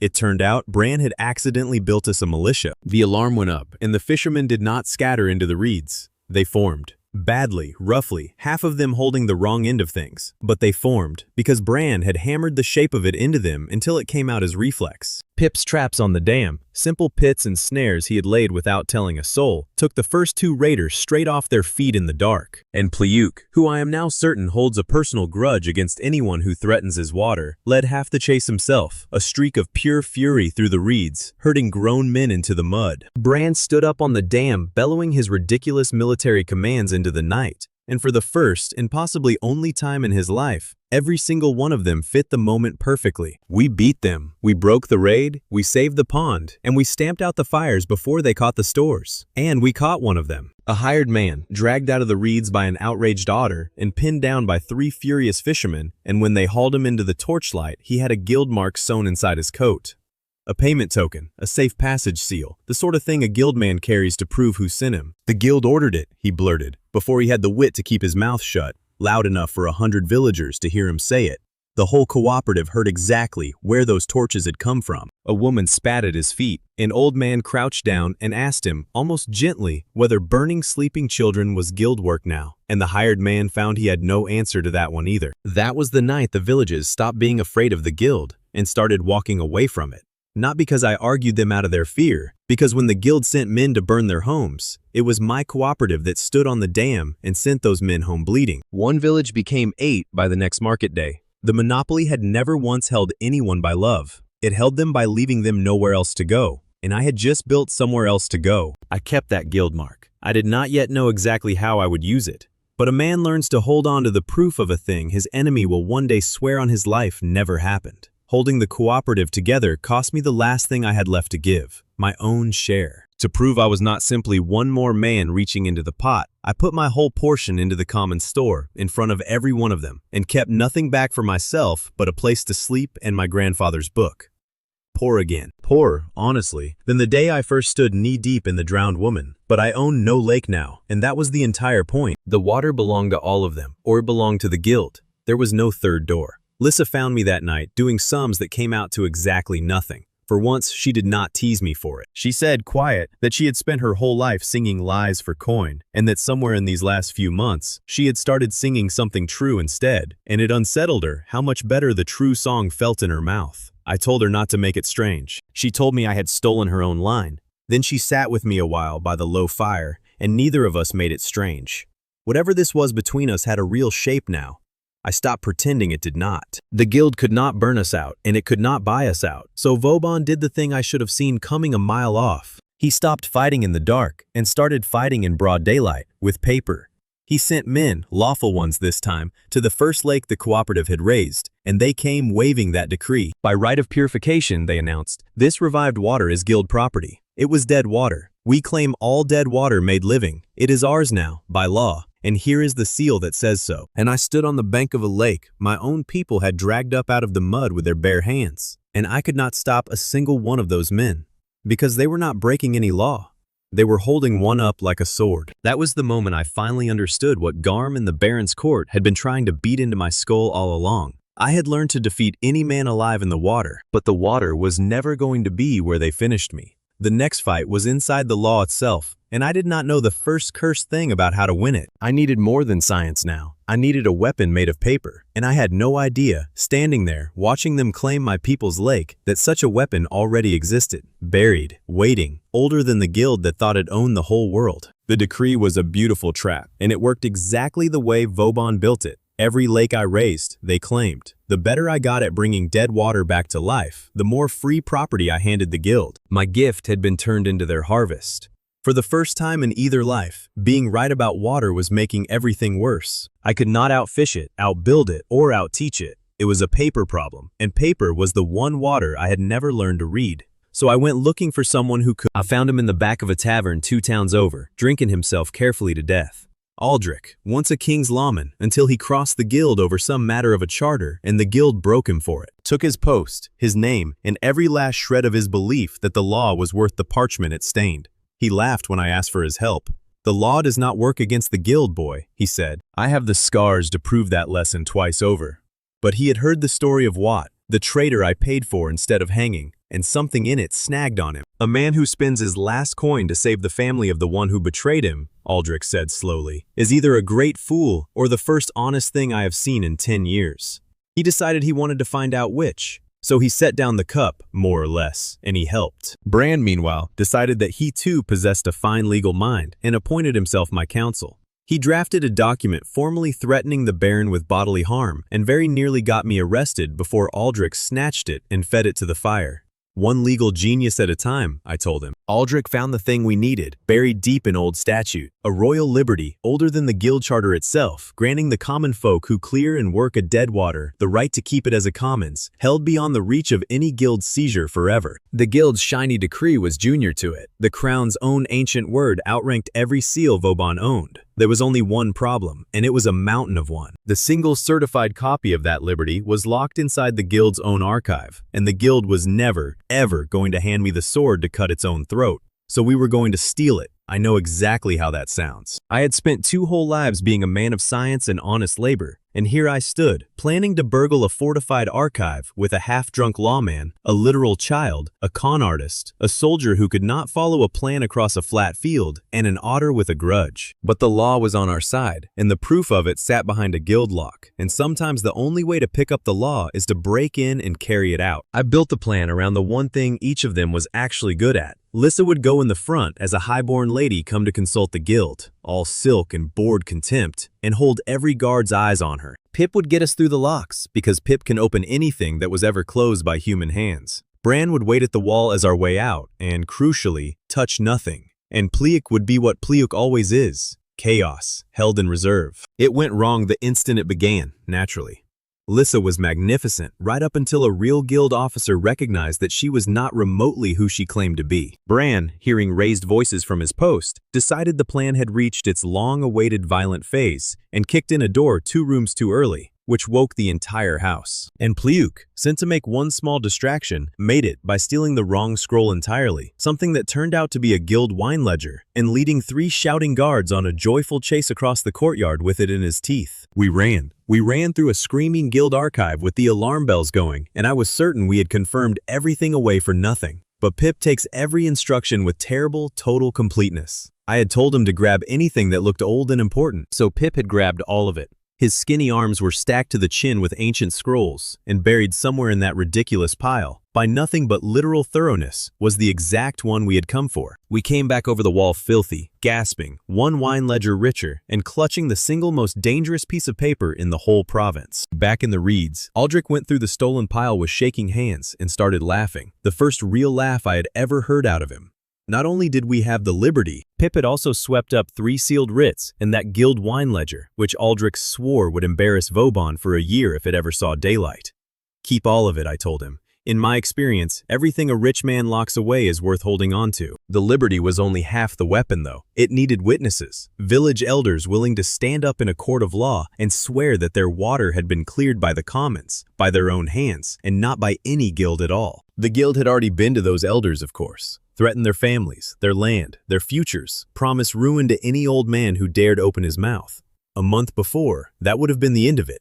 Fear had always been the guild's cheapest and best tool. But a month before, the cooperative had not yet carried those villages through a hard season, and it had not yet stood on a dam in the dark and sent the guild's torches home bleeding. So when I asked the elders to stand, they did not stand out of any fear of me. They stood because the artel had already shown them, in fish and in blood, exactly what it was. Dozens of them, ready to swear. The guild had spent years buying silence with hunger. I had spent months buying loyalty with food, and it turns out loyalty holds a great deal better under oath. Aldrich drilled them for 3 nights on how a courtroom actually works. What to say, what to never say, when to keep still. He was a different man by then, sober, sharp, awake in a way I suspect he had not been in years. The guild had broken him for loving the law too much. Handing him away to turn it back on them was the only wage he ever asked me for.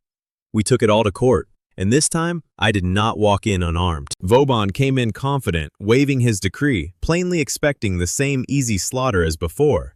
Instead, he got a surprise. Aldrich rose, and in that dry, ruined courtroom voice the guild believed it had silenced for good, he read out the old royal liberty, word by careful word, and laid the sworn oaths of 40 villages down on the table beside it. The decree was junior. The seizure was unlawful. The crown's own ancient word said the water belonged to the people who raised it from the mud, and no stack of guild paper on this earth could overrule a dead king. I watched Vauban's face the whole time Aldrich read. I have collected a great many enemy faces by now. That one hangs near the very top of the wall. He had built his entire power on being the man who owned the rules, and a drunk he had personally ruined, and a peasant he had robbed twice had just beaten him with a rule older than his precious guild.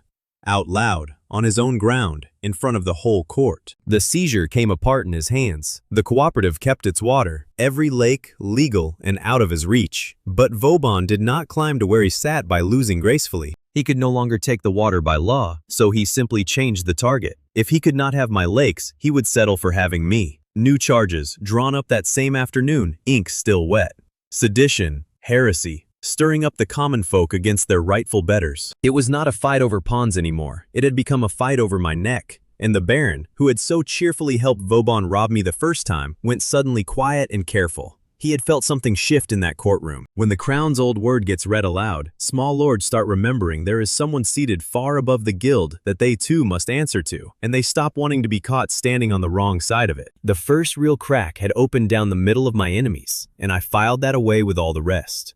Then came the dare, and Vauban delivered it himself, loud, in front of everyone. If the peasant truly believed the people held a right to the water they raised, then let him raise the one water no living soul could. The Black Mire, the deadest, blackest pond in the entire province, the one even I had once looked at and called hopeless. Vauban had chosen his ground with care. The Black Mire was not simply dead, it was famous for being dead, the water parents pointed to when they wanted to frighten their children into behaving. If I failed there, I would fail where the whole province could see it and would never forget it. He was not betting on a pond, he was betting on a legend. "Wake that," Vauban said, smiling for the first time all day, "and we will call your right proven and trouble you no more. Fail, and you are exactly the heretic and the fraud we have always said you are, and you will hang for it." It was a trap. I knew it was a trap. The whole province was already turning out to watch. So I looked the man dead in the eye, and I said yes. Everyone came to watch me fail at the Black Mire, and I could not blame a single one of them. It had earned its legend honestly. The water was not gray, and it was not green. It was black, thick as cold tar, and it stank so badly that the crowd gathered a full bow shot back and upwind. Nothing swam in it. No frog, no reed, no bird alive would come near it. Even I, standing at its edge for the first time since I had walked away from it years ago in another man's memory, felt the old doubt climb up my spine. Vauban had chosen his ground perfectly. If there was one water in all the world that could make a liar of me in front of the crown, I was standing at the lip of it. Then I read it, and the doubt turned into something a great deal colder. This lake had not simply died, it was being killed.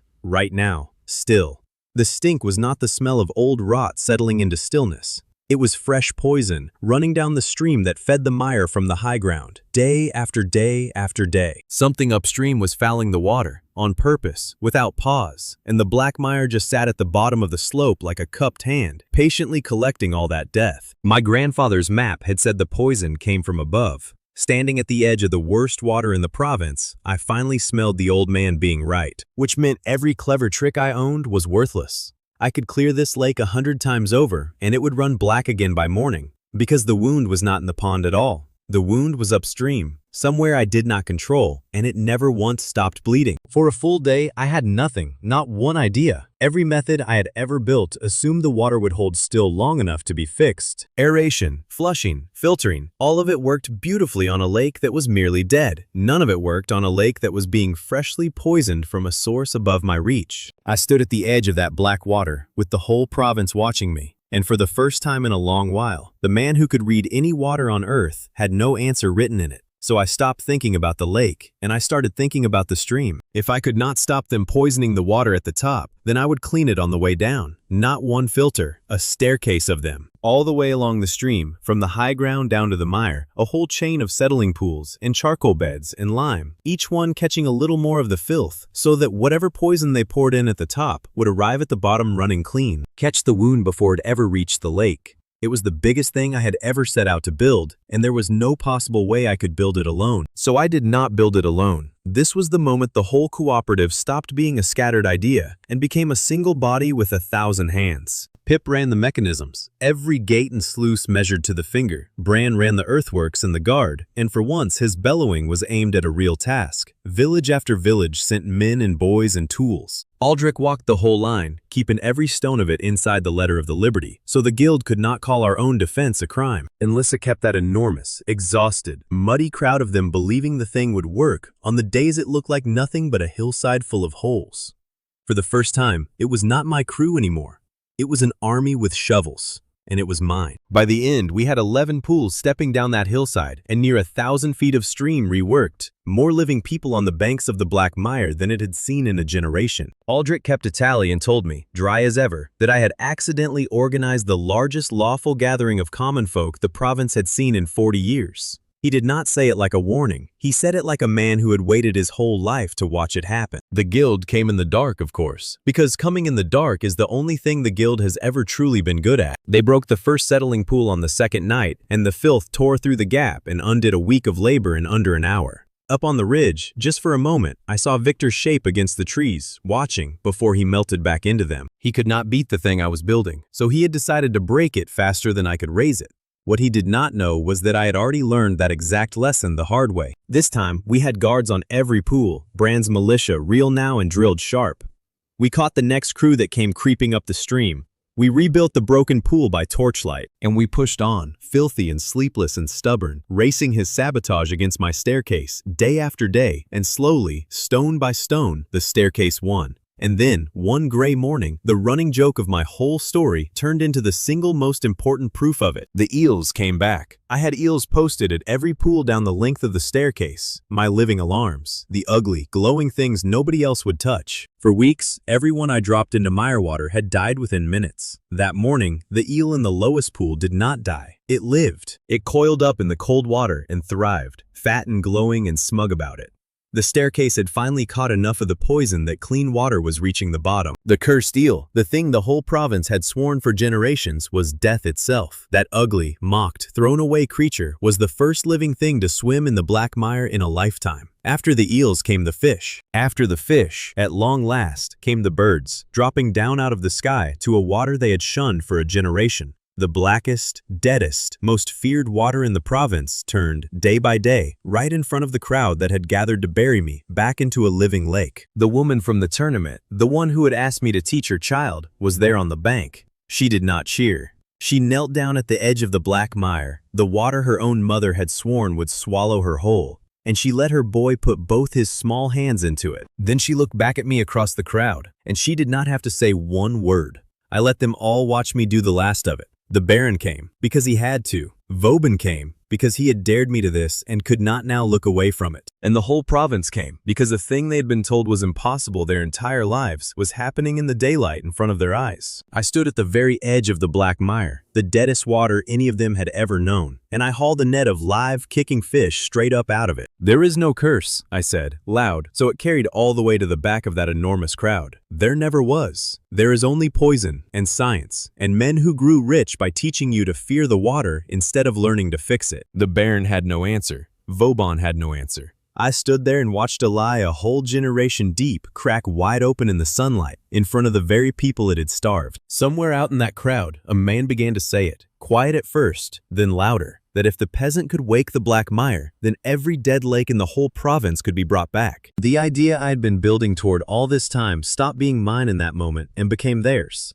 That is when a thing stops being one man's scheme and becomes a movement that cannot be hanged. Vauban tried, once, to speak. He got as far as calling it a trick, and the crowd, his own district, the very people he had ruled by fear for 20 years, laughed him down. Not a roar, something far worse than a roar. The small, finished laughter of people who are no longer the least bit afraid of you. He heard it, and he closed his mouth, and he did not try again. But I had found something at the black mire that mattered more than any crowd, and it turned my whole victory to ice. I had followed the poison up the staircase to its source, and the source was not an accident, not a tannery, not bad luck, not some natural foulness in the hills. The filth came pouring down out of the great works high on the high ground, the dam, and the dam, every single stone of it, belonged to Duke Morin. The man who held the water rights to the entire province had been poisoning that province, deliberately, patiently, for a lifetime, so that a starving people would go on paying him for the little clean water he chose to let them have. My grandfather had died trying to say exactly this out loud, and now I was standing waist deep in the proof of it. I thought about the dates crammed into the margins of Halde's book, the ponds dying the same seasons the dam was raised higher, and it all lined up like a ledger balanced by a patient hand. This was not cruelty for the joy of it.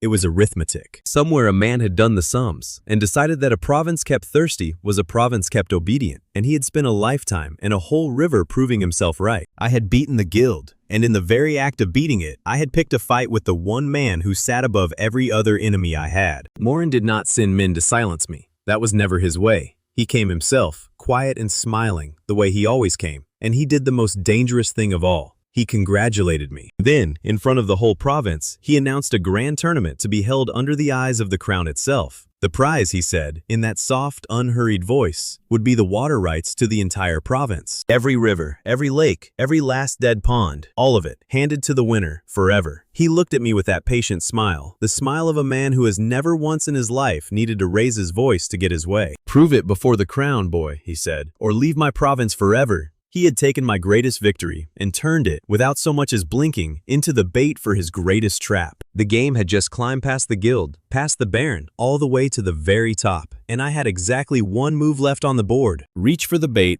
eyes wide open, one more time. The last prize of Morin's I reached for had left me leashed to a guild. This one was baited with an entire province. I did not let myself think too hard yet about the size of the hook hidden inside it. Morin did the one thing that truly frightened me. He made peace among my enemies. For as long as I had been climbing, the men who wanted me gone had been tripping over each other to do it. The Baron wanted my legs, Vauban wanted my head, Victor wanted his pride back, and all of them had spent months getting in each other's way. Now Morin gathered them into one room and pointed the whole lot at me. The Baron, the Guild, Victor, the full weight of the province, working together for the first time, aimed at a single peasant. A man alone can beat rivals who fight each other. A man alone does not beat a united front of money, law, and power. Not head on, not by being stubborn. Their first move was the one I had no answer for. Price. The guild dropped the price of fish across the whole province, below cost, all at once. They could afford to bleed a whole season and never feel it. I could not last a fortnight. They were not trying to sell fish at all. They were trying to make selling any fish worthless and starve my cooperative into surrender before the tournament ever began. And it worked, at first. Our fish stopped moving because theirs had suddenly gone nearly free. A few villages, tired and frightened, began to whisper that a guaranteed crust under the guild might be better than a freedom they could not eat. I could feel the artel starting to crack along its old seams. I could not win a war of who can lose money the longest. The guild had far more money to lose than I did, so I stopped trying to be cheaper than them, and I decided to be better than them instead. Here is the thing about a monopoly. It sells one thing the same way to everyone forever. That is its great strength and its whole hidden weakness. You cannot beat it at being big and cheap, but you can beat it by being everything it is too big and too proud to bother being. We had dozens of lakes now, and everyone had its own water and its own fish. Not one product, 20. Rare fish, fat fish, delicacies that the guild's endless identical carp could never touch. The only trouble was distance. The best markets were far away, and fish spoils on a long road. So I built an ice house. We cut ice from the high, cold ponds in the last hard week of winter, packed it deep in straw underground, and it held through the warm months without melting. Pack premium fish in that ice, and I could send it 3 days farther than the guild could send anything. And it arrived fresh where their cheap fish would already have turned. Then I linked the lakes together with canals, so the whole network moved as one body, water and boats and goods flowing freely between the villages. I stood in the cold dark of that first ice house, my breath smoking in the lamplight, and something settled in me that I want to hold on to. Every single man who had ever tried to crush me had done it the same way, by being bigger. And I was about to beat the biggest of them all, with nothing but ice, and variety, and 100 small lakes, the exact things they were far too grand to value.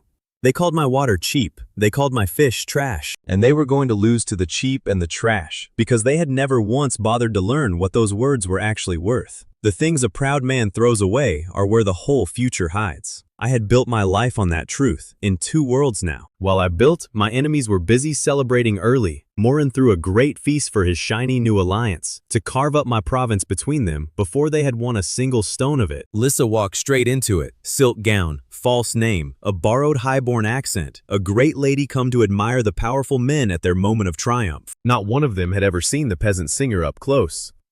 She sat down at their table and did the thing she does better than anyone alive. She talked. She did not argue with them. She flattered them. She wondered aloud, sweet as honey, why the Baron was taking on such risk for so modest a share, when Vauban would so obviously claim the finest of the lakes for the guild. She admired Victor's ambition and asked wide-eyed whether the guild had promised him anything in writing or only in warm words over wine.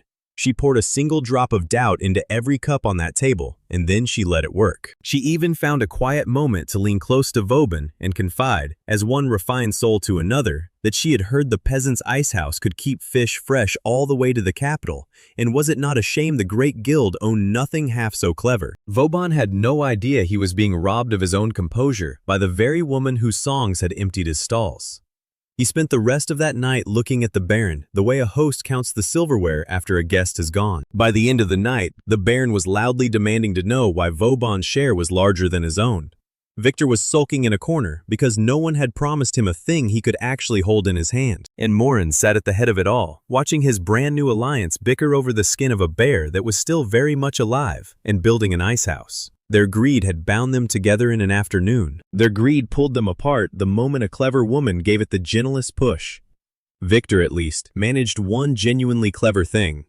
Cornered and spiteful, he gave up attacking my lakes and attacked my road instead. He bought off the carter who ran my longest shipment, and a whole load of premium fish sat baking in the sun until it turned, arriving at the far market as a cart full of rot. It was a real blow, and I will not pretend otherwise. Word travels fast, and the word said that the peasant's famous fish had turned up spoiled and stinking. A reputation is a fragile, precious thing, and he had cracked mine. But he had struck at a chain, and I did not run a chain anymore. I ran a network. When one road failed, the canals carried the next load by a different path, and the load after that by a third. You cannot cut a web the way you cut a single rope. Inside a week, my premium fish was reaching every good table in the province, fresh and packed in ice, while the guild's cheap identical carp sat graying and unsold in its stalls, because the very moment people were given a real choice, they chose mine. It cost us, though. The long war of prices and sabotage ground the artel down to the bone. People were exhausted, stretched thin, running on fumes and pure stubbornness. One night, worn out myself, I stood in front of them and said it plainly.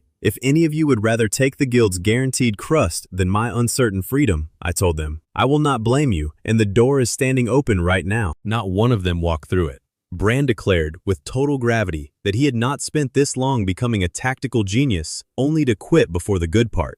Pip said the design was not finished yet, and Pip has never once in his life left a design unfinished. Garm said nothing at all, and simply spat into the fire, which, from Garm, is a blood oath sworn before witnesses.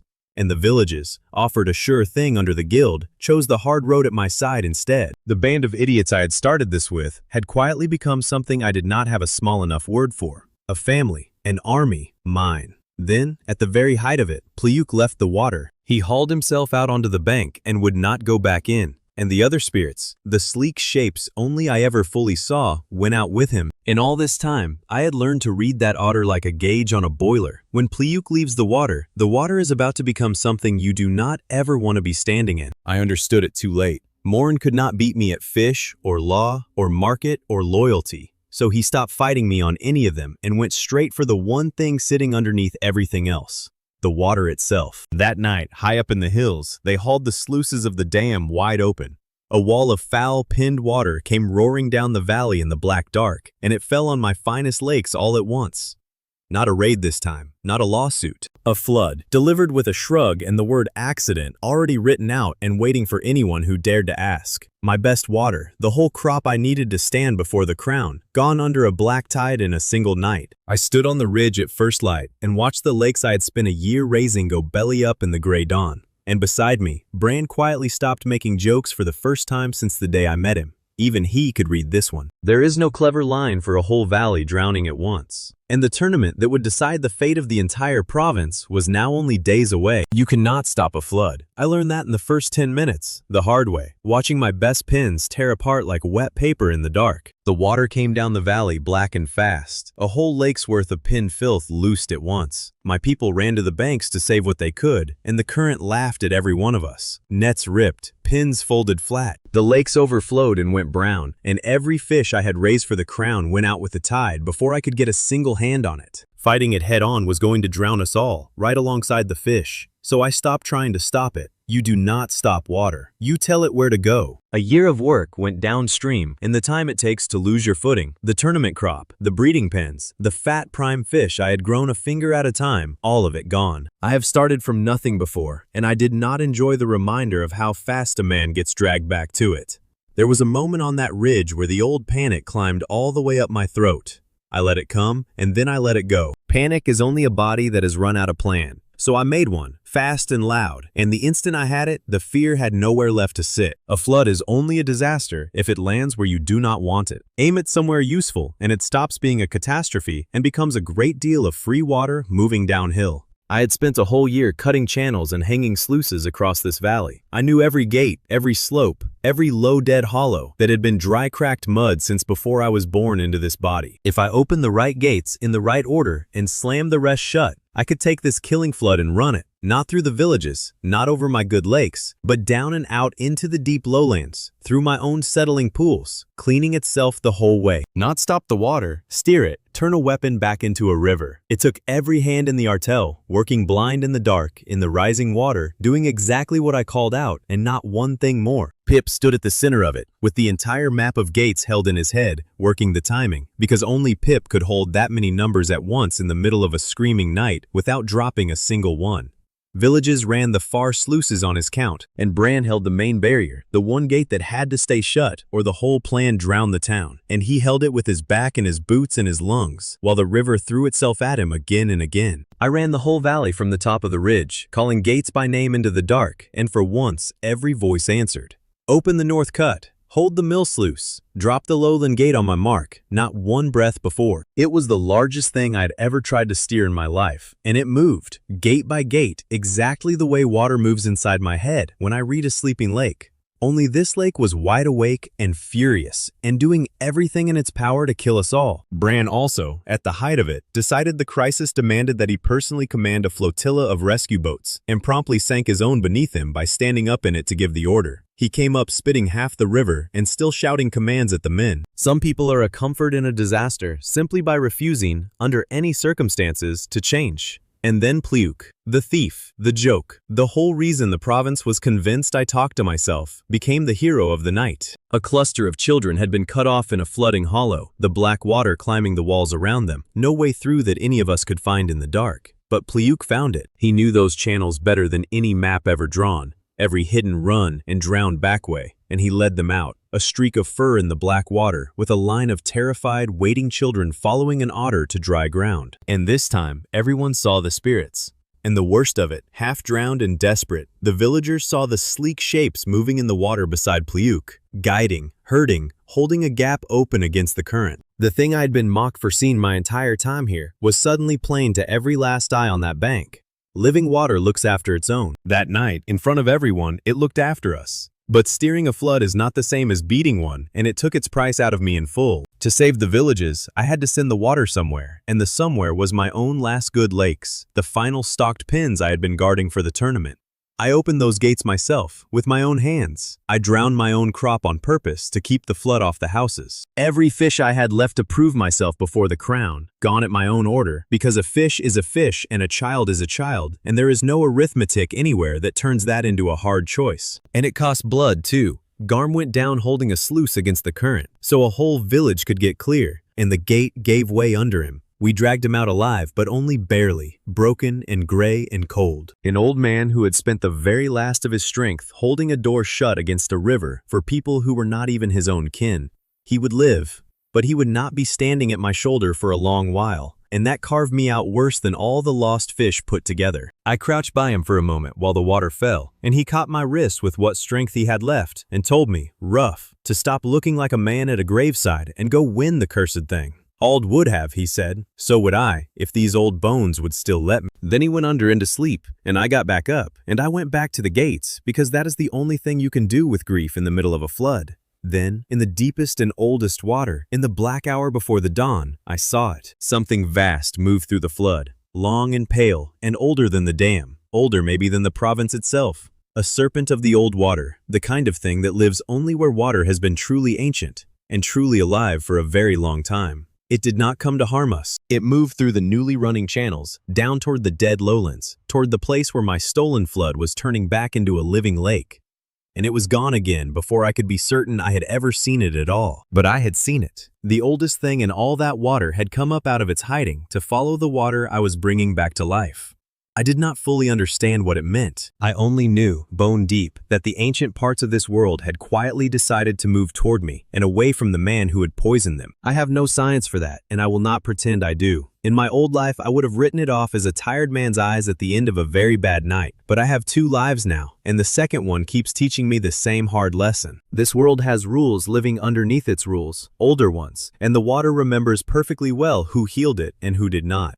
By first light, the thing Morin had sent to destroy me had gone and done something else entirely. The flood, steered and cleaned through my pools, had not drowned one single village. Instead, it had poured down into the dead lowlands that had been dry, cracked mud for a generation, and it had filled them, flushed them, woken them clean. Where there had been nothing at dusk, at dawn there stood 3 new lakes, brimming and already clearing, born overnight out of the very weapon that was meant to be the end of me. I stood on the ridge, filthy and gutted and grieving my crop, and I looked out at 3 lakes that had not existed the day before, and I laughed out loud. "Thank you for the water, Your Grace," I said to the empty hills. To the man who had opened that dam, Morin had aimed a whole river straight at my heart, and without meaning to, handed me new territory. Word of it would reach him by noon, and along with it, the far worse word that his precious dam had just been seen to vomit poison and flood in front of a whole valley of witnesses. For the first time since he stepped down from that carriage, I had made the man who never worried about anything begin to worry. I walked down to the nearest of the 3 new lakes and put my hand in it. Cold. Clean already, along the edges, where the fresh flow had scoured the old dead mud away. A hollow that had been cracked, lifeless dirt for a lifetime, alive by pure accident. because I had learned to catch the thing other men only run from. 3 lakes, not one fish in any of them, and days left on the clock. But 3 lakes, pulled out of a flood that was built to leave me nothing at all. But new lakes are not full lakes. These were bare, unstocked, only days old, and days was all the time I had left. My tournament crop was at the bottom of a drowned lowland. Garm was broken. Half of us were. The crew gathered around me in the gray morning, soaked and battered and somehow still standing, and they waited to hear me say that it was finally over. Instead, I told them we were going to the tournament, that we would stand before the crown and the whole assembled province, and we would win the water rights to all of it, with pins as empty as the day I first waded into the drowned woman. They stared at me. Bran asked, not unreasonably, with what fish. I told them I had a plan, and I did not tell a single one of them what it was, because the plan only worked if nobody understood what I was truly bringing to that tournament. Not my crew, not Victor, not Vauban, and least of all Moran, not until it was far, far too late for any of them to stop me. Bran opened his mouth to argue, then he looked at my face, closed it again, and started loading the carts. That told me how far we had all come, better than any speech could have. There was a time this crew would have laughed themselves sick at a plan they could not see. Now they simply picked up the load and followed me toward the crown, with empty pins and full faith. I walked into the grandest gathering the province had ever seen, in front of the crown itself, with pins as empty as a beggar's bowl, and the whole field laughed at me. They had every reason to. Every other man there had come with mountains of fish, whole wagons of it, a season's labor heaped up glittering to be weighed. The guild's fleet had outdone itself. And here came the famous fish boy, the peasant miracle, with a few empty carts and a crew that looked like it had just crawled out of a flood, which it had. Bran, to his eternal credit, marched at the head of our sad little procession as though we were arriving in triumph, glaring down anyone who dared laugh too loud. Lissa walked at my side and murmured that she had seen livelier funerals. I told her to save the eulogy. We were not here to lose. We were here to change the question they were all asking.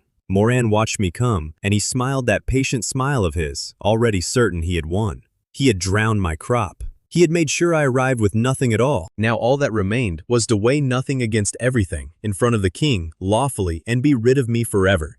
But I had read the rule, and Morin, for all his cleverness, had never once bothered to read me. The tournament had a single condition, set by Moran himself, carved with pride into the proclamation for all to see. Feed the province. Whoever does it best takes the prize. Every man on that field heard those words and thought they meant bring the most fish, weigh the biggest pile. That is how men who own everything think about feeding people. It is a quantity you deliver, a heap you drop at their feet. I heard the same words and understood them the way a starving district understands them. You do not feed a province by handing it one great pile of fish, which it eats in a week and then starves all over again. You feed a province forever by teaching it to feed itself. The pile is a gift that runs out. The method is a freedom that does not. I had learned that lesson in my own bones. When I first crawled into the drowned woman, nobody handed me a pile of fish. They handed me a dead lake and a laugh. What saved me was not a gift, it was knowing how. Knowing how is the one thing on this earth that cannot be eaten in a week or seized with a seal, and I had a whole province about to watch me prove it. And Moran, in his eagerness to shame me, had built me the perfect stage for exactly that.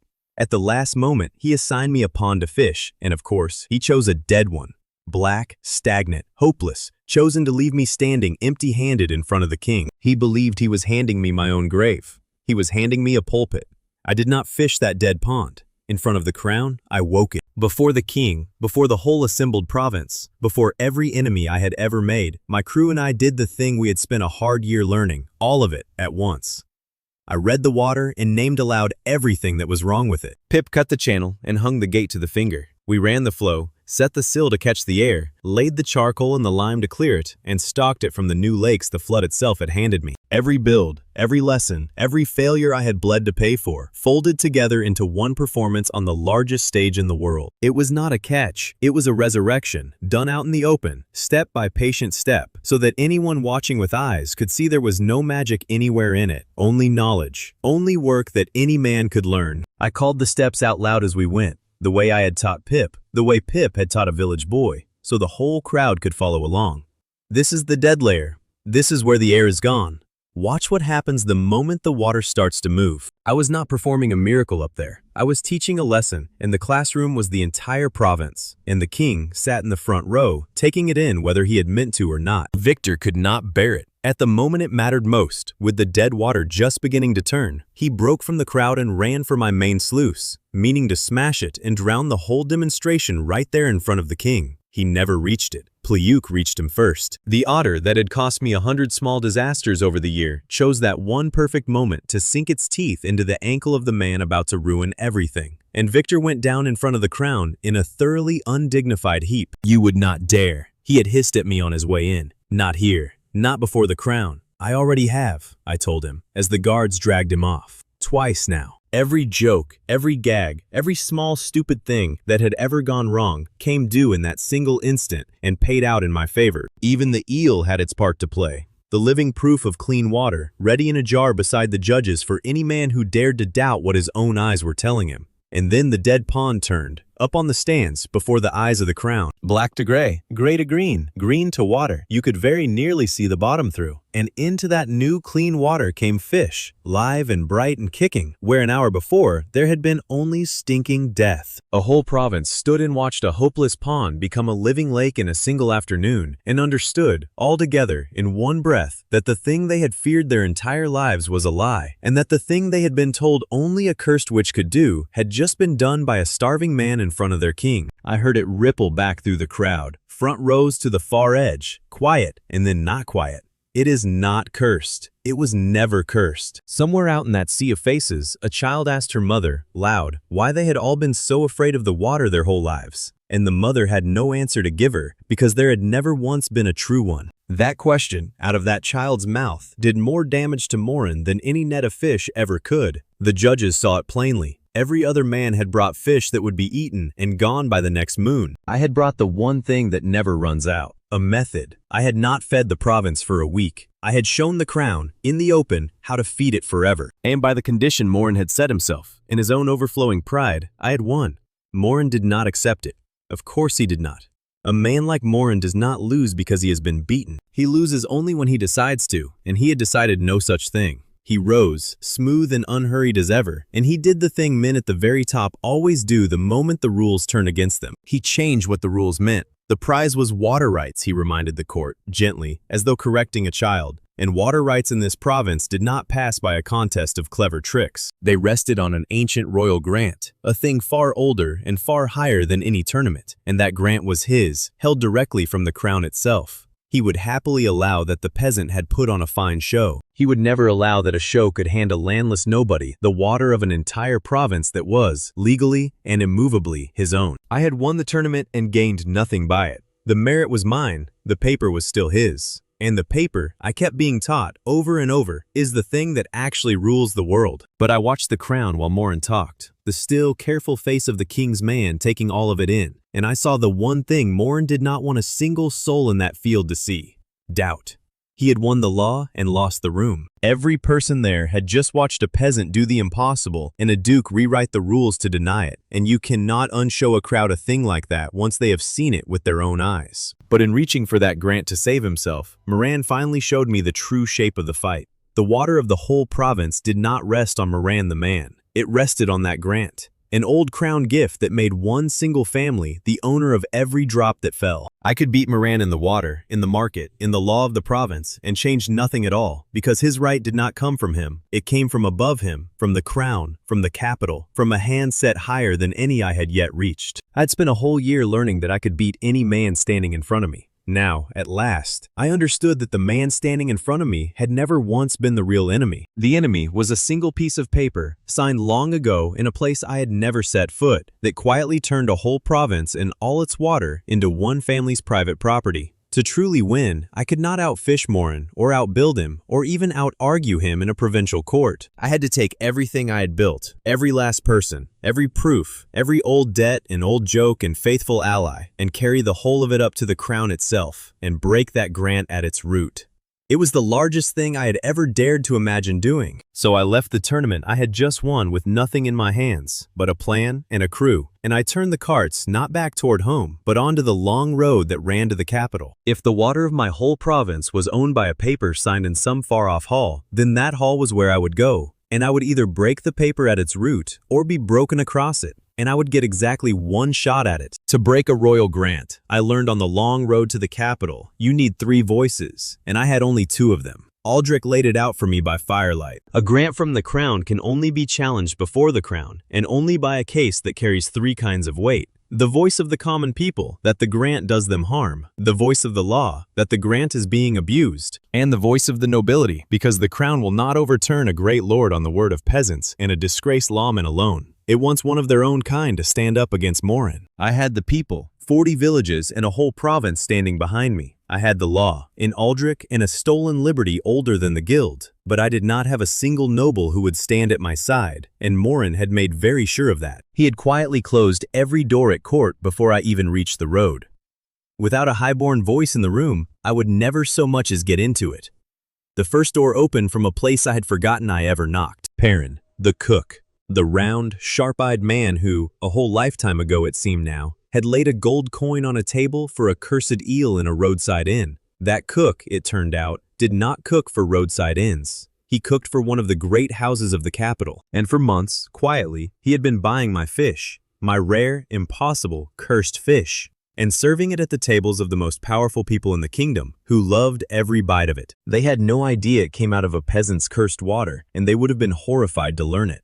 But Perrin, who owed his finest dishes to a boy in the mud, opened the kitchen door. And through the kitchen, the great house. And through the great house, at last, a road that ran all the way to the crown. The single gold coin I earned in the first hour of this second life had just bought me the last door I needed. Everything comes back around, if a man lives long enough to see it. Lissa laughed when I told her the whole plan hinged on a cook. She said she had spent her entire life trying to charm her way through doors like that one, and here I had bought a key to it years ago with a fish nobody else on earth would touch. I told her that was the trick of my whole life in a single sentence. Buy the thing they throw away, and one day it opens the door they built to keep you out. The second thing I needed came from a man I had every right to have hanged. Watt, the traitor, the one I had paid for instead of breaking. He found me in the capital, and he brought with him something worth a great deal more than his own life. He had spent the months since inside the guild's long reach, and he had been gathering proof the whole time. Ledgers, orders, the paper trail of everything Vauban and Morin had done, poison bought, men paid, water killed on a schedule. The mole I had forgiven had made himself my spy, and not because I asked him to. A man who has shown mercy remembers it far longer than a man who is merely paid. I sat with that proof in my hands, in a rented room in a city I had never seen, and I thought hard about the shape of the thing I had built. I had not gathered an army of the strong. I had gathered the people the world had thrown away. A traitor, a drunk lawman, a con artist, a soldier nobody would hire, a boy the smith used for kindling, and a cook who fed the great and was invisible to them all. Morin had the powerful, I had the discarded, and it was beginning to look, in that quiet room, as though the discarded had been paying very close attention to the powerful the whole time, from down below, where nobody important ever thinks to watch. I have thought a great deal, across 2 lives, about who a man gathers around him. In my first life, I chased the good opinion of people who mattered, and I got a cold and lonely death for the trouble. Here, I had done the exact opposite, mostly by accident. I picked up the ones nobody else wanted, one at a time, because they were all a penniless man could afford, and every single one of them had turned out to be a key to a lock I did not yet know I would need to open. I try not to say that out loud. It sounds like something a fool who talks to fish would say, but I believe it now, all the way down. Then the enemies began to come apart on their own, exactly the way Lissa had planted it at that feast. The Baron came first, quietly, at night, hood up. Morin had used him, taken the best of the spoils, and shoved him aside the moment the province was safely won. A slighted lord is a dangerous animal, and this one had decided that hurting Morin was worth more to him now than staying loyal ever would be. He would lend me the noble voice I needed, for his own bitter reasons, and I did not care in the slightest what they were. I only needed him to stand up in that room. And then, of all the people in the world, Victor, crushed by Moran, discarded, humiliated one time too many by the master he had bled to serve. Victor Crass came to me and offered to testify against his own guild. He could not meet my eyes while he said it. I did not make him. A man swallowing that much pride does not need an audience for it, and I had no wish to be one. The strangest days of my whole life were the ones I spent teaching a Baron and Victor Crass how to be useful. They arrived certain they were doing me a great favor simply by existing, so I put them to work. Bran, who had spent a year being ordered about by his betters, took enormous and entirely open joy in commanding them now, drilling a Baron in the mud like the greenest recruit he had ever seen. And Victor, who had dropped a dead lake in my hands as a joke in the first hour of this life, spent a long afternoon up to his knees in one, learning at last how the thing is actually done. I will not pretend I did not enjoy every moment of watching it. Lissa took charge of teaching the Baron how to speak before the crown, which was a fine joke in itself, a con artist coaching a lord in how to sound honest. Aldrich drilled Victor for a day and a night on exactly which of the guild's crimes he could prove and which he could only claim, because a witness who overreaches hands the enemy a sword. By the end of it, my ragged little army of the discarded looked almost like something a king might have to take seriously. But the plan had a price, and it was the steepest one yet. To force Moran into an open case before the crown, I had to put something on the table that he could not afford to ignore. I had to stake the drowned woman, my first lake, the one they threw at me as a cruel joke, the one I woke with my own 2 hands, my grandfather's water. To bait Moran into a fight in front of the king, I had to be willing to lose it forever. I went back to it the night before we rode. I sat on the bank of the black water that had started all of this, except it was not black anymore. It was clear, and it was full, and it was alive. Pliuk slid up out of it and sat beside me the way he had that very first day. And out in the deep of it, something vast turned over once and went still. The spirits, the serpent, the water itself. Whatever I was about to risk losing had decided, a long time ago, that it belonged to me and I to it. I do not know how a lake decides a thing like that. I only know that I have never, in either of my lives, felt less alone than I did on that dark bank, about to gamble away the one place that had ever truly been mine. I told the water I was sorry, and that I would do everything I could to come back for it. Then I got up, and I went to go break a duke. Moran learned all of it at once, and for the first time since the night I met him, the man stopped smiling. The coalition. The proof out of his own guild, the Baron and Victor both turned against him. The cook's quiet, open door, straight to the crown. He had built his entire life on being 3 moves ahead of every man alive, and a landless peasant had assembled the whole province, the law, and his own broken allies behind his back, while he stood there, believing he had already won it all. So he did the one thing a cornered man of his kind of power still can do. He struck first. Before I could bring my case to the crown, Moran brought his, a charge of treason, against me and against the whole cooperative, for raising the common folk against their rightful lords. If it stuck, there would be no case, no crown, no water. There would only be a rope and a long line of them behind it. The crown would hear all of it tomorrow. Everything I had built, everyone I had gathered, every seed I had planted since the first cold hour of this second life. All of it came down, now, to one room, one morning, in front of the king. The crown's own hall was the last room, and everything I had ever built walked into it behind me. On the one side stood Duke Moran, the water rights of a whole province, an ancient grant from the crown, and a fresh charge of treason with a rope waiting at the end of it. On the other side stood me, a peasant with a bucket of fish, a dead man's book, a sobered lawman, and a crowd of fishermen who had walked all the way to the capital to stand behind the boy who fixed dead water. I came in with a plan, a good one. Aldrich held the old liberty, Watt held the guild's own ledgers, and I had a whole province of proof at my back. I walked into that hall certain I held the winning hand. Moran taught me, one final time, that certainty is a luxury reserved for men who own the rules. My first card was the proof. Watt's ledgers, the poison bought by the barrel, the water killed on a careful schedule. Moran did not so much as flinch. He simply named Watt a convicted traitor and a proven liar, and asked the court, mildly, why the word of a criminal should weigh so much as a feather against the word of a duke.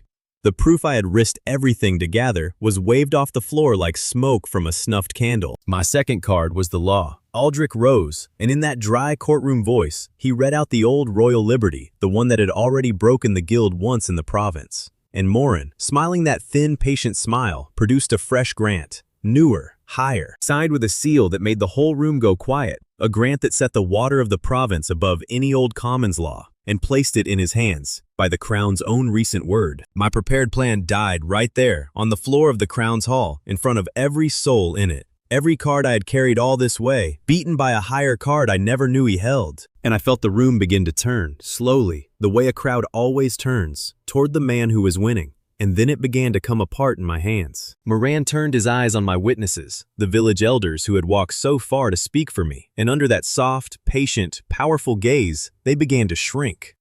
One old man's voice cracked and failed him halfway through a sentence. Another simply stared at the floor and would not look up. And the Baron, my one noble voice, the entire reason I had been allowed through the door at all, hesitated, and I watched him begin to calculate which way the wind in that room was truly blowing. For the first time in the whole long finale, I was not 3 moves ahead of anyone. I was losing, truly losing, in front of the king, with a rope at the end of it, watching everything I had built start to slide out between my fingers, because a man holding a higher piece of paper had simply outranked the truth. So I stopped playing the hand I had brought. I set the papers down on the floor. I had come into that hall to win the water. And standing there, watching my proof turn to smoke and my witnesses lose their nerve, I finally understood the thing the Baron's court had been trying to teach me from the very beginning. As long as this stayed a fight over who owned the water, a duke would always out-own a peasant. Always. So I stopped fighting over who owned it. I turned to face the crown, and I gave all of it up. I renounce it, I said, and the hall went dead still.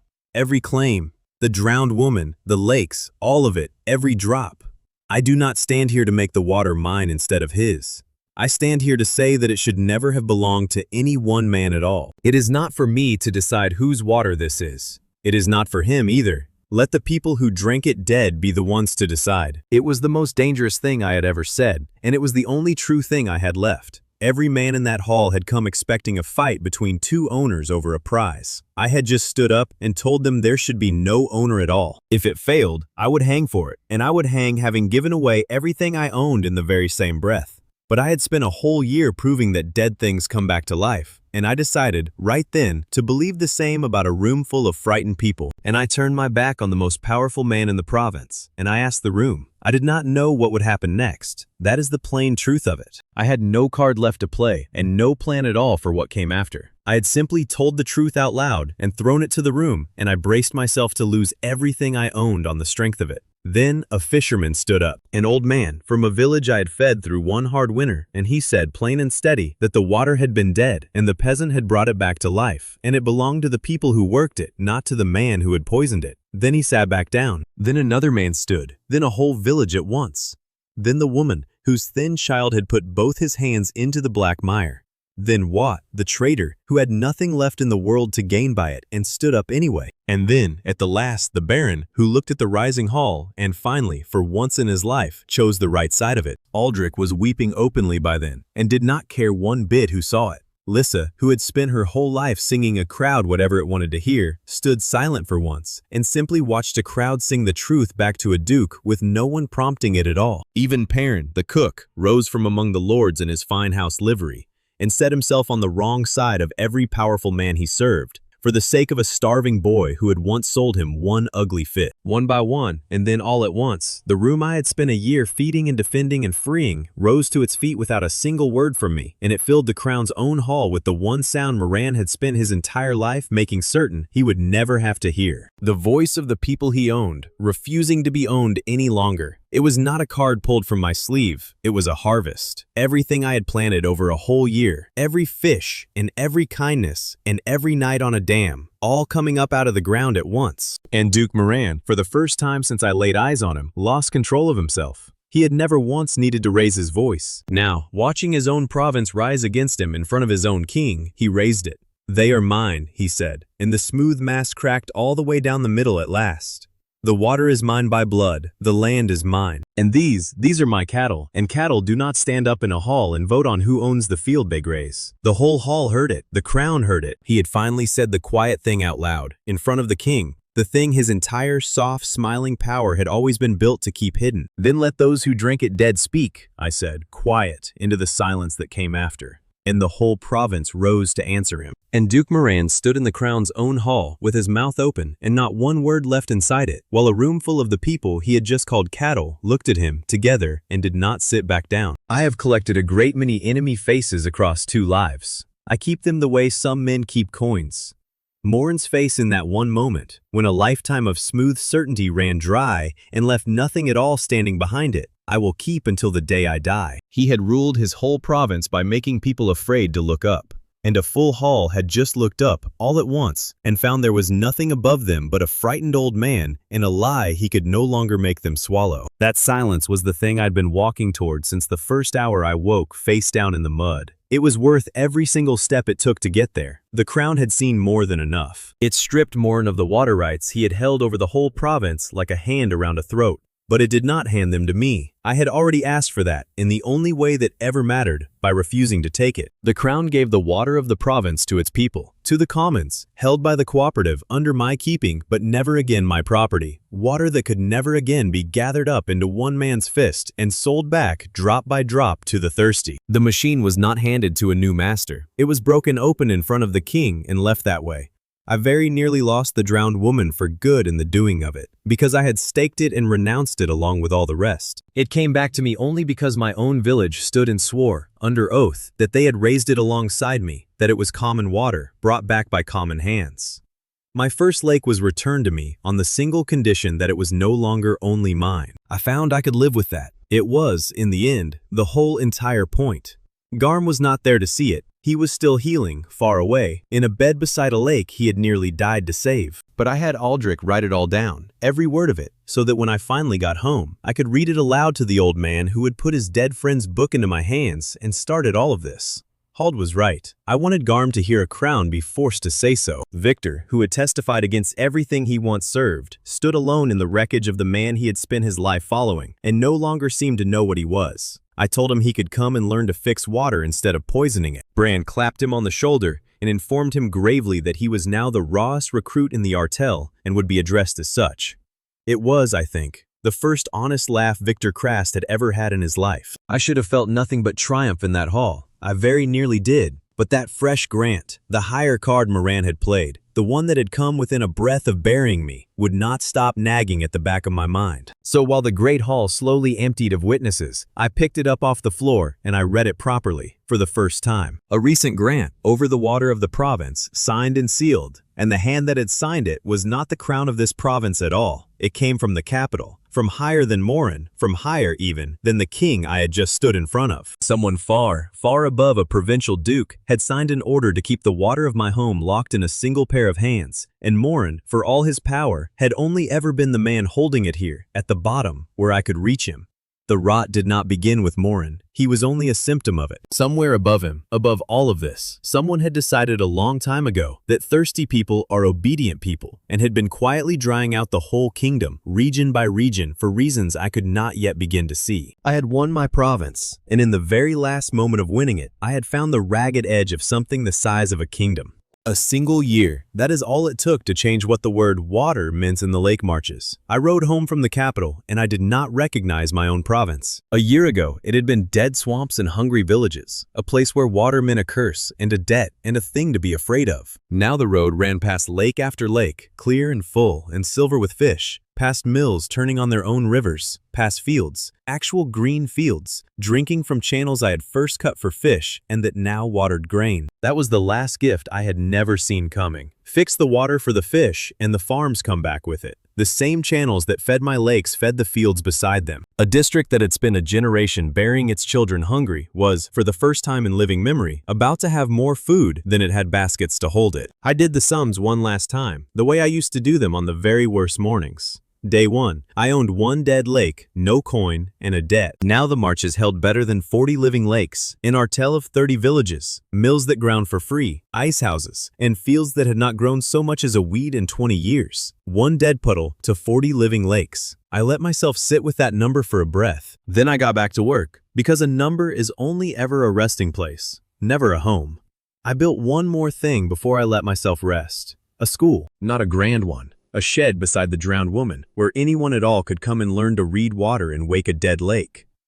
Because I had finally understood the last piece of the whole puzzle. As long as the knowing lived only inside my head, it could be taxed, or seized, or hang from a rope. The only way to make it truly free forever was to give it away as fast and as wide as I possibly could. Until there were 1,000 of me. Until no guild, and no duke, and no king could ever again own the water simply by owning the one man who understood it. Pip taught the machines. The village boys who had watched me wake the black mire taught the reading of the water. The thing that had started as one dead man's cheat became a common craft that belonged to everyone who wanted it. That is the only kind of victory nobody can ever take back from you. The men who had laughed at me came around, the way such men always do in the end. The steward who had once wrinkled his nose at my lake now managed a whole stretch of the Artel's water and was insufferably proud of it. Guildsmen who had blockaded my fish now worked for a cooperative that fed the province. And Victor Krast, who had dropped a dead lake into my hands as a joke on the first day of this life, spent his days now up to his knees in dead lakes, waking them, and turned out, once the cruelty had been knocked out of him, to be genuinely good at the work. I never had to punish a single one of them. The best revenge, it turned out, was to make the world so much better that my enemies wanted to live in it and had to thank me for the chance. Nobody remembers being spared, everybody remembers being fed. The crown offered me a title, a real one, lands, a seat, a place among the very men who had spent my whole second life trying to grind me back into the mud. Become one of them, the good kind, the kind that rules gently and means well. It was everything the boy who woke up starving in a stranger's body could ever have dreamed of. I said no, because I had just spent a year learning exactly what happens when the water of a whole people rests in one good man's hands. It sits there, and it waits for a bad one to come along. I had not broken Morin's throne in order to sit down on it while it was still warm. The water belonged to the people who worked it, and it was going to stay theirs. And the surest way in the world to keep it that way was for me to never, ever own it myself.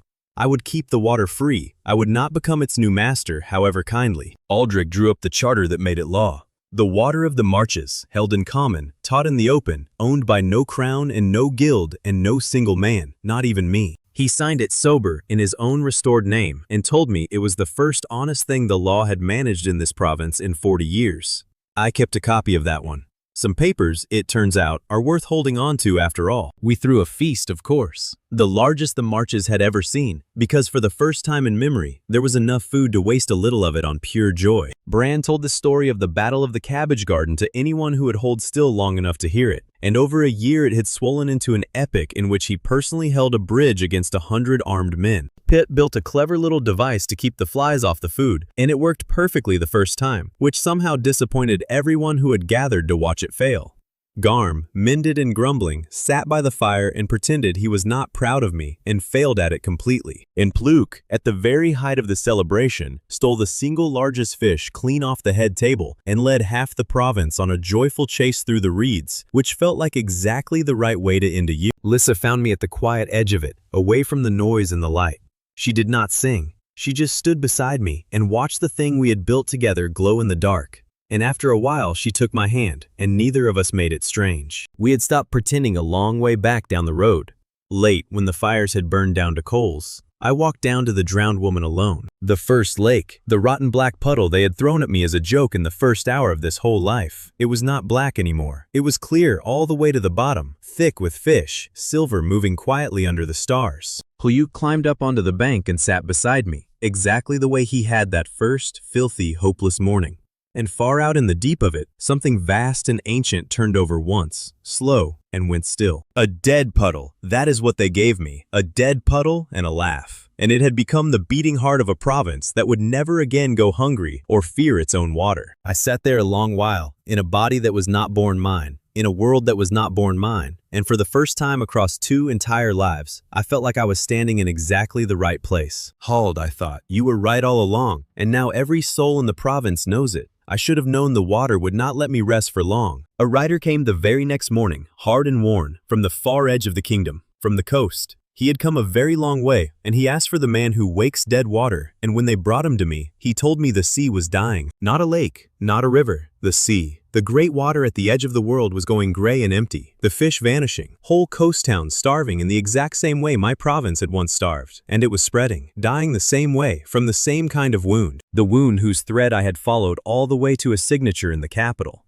Something in me went very still, because I knew that pattern in my bones. I had spent 2 whole lives learning it. Water does not die on its own. Water is killed, and a whole sea does not go quiet by accident. I stood up. I looked at my crew, my family, my ragged army of the discarded, and at the province behind them, green and fed and free at last. Then I looked north and west, toward a coast I had never seen, and a rot that was starting to look the size of a kingdom. I woke one dead puddle, I said. Let us go and find out whether a sea can be taught the same lesson. The feast was still smoking behind us when we packed the carts. By sunset, the road had our wheels, and the marches had one more story to sing into our dust. We rode north and west for 2 weeks, my crew and I, out of the green marches and down to the salt coast, to a port called Brackwater that had once fed half a kingdom. I had heard the word dying attached to it on the road. I did not understand the word until I stood on the harbor wall and saw it. The sea was gray, not storm gray, dead gray. Flat and still and wrong, the exact way the drowned woman had been wrong the first day I read her, except this went all the way out to the edge of the world. Boats rotted at their moorings because there was nothing left in the water worth taking them out for.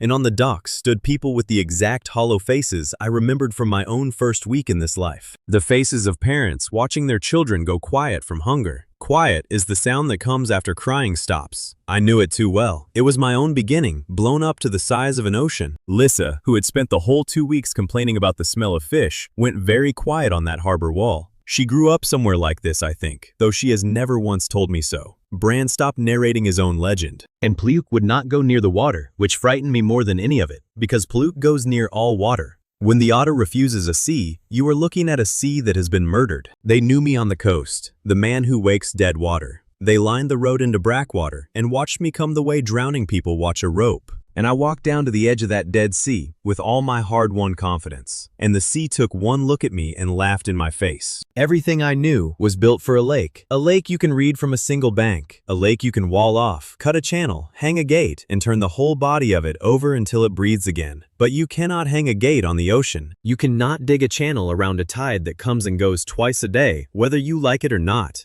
My entire trade was built on holding water still long enough to heal it, and the sea would not hold still for God himself. I stood at the waterline with my sluices and my filters and my clever little tricks, and for the first time since I woke face down in the mud, I had absolutely no idea where to even begin. Bran, ever helpful, suggested we simply build a very large gate. I told him that the day he found me a hinge the size of a harbor, I would give the idea the serious thought it deserved. Pip actually started sketching one. I had to take the charcoal away from him. The man who ran what was left of Brackwater was a harbor master named Kael, and Kael, I saw at once, was doing just fine.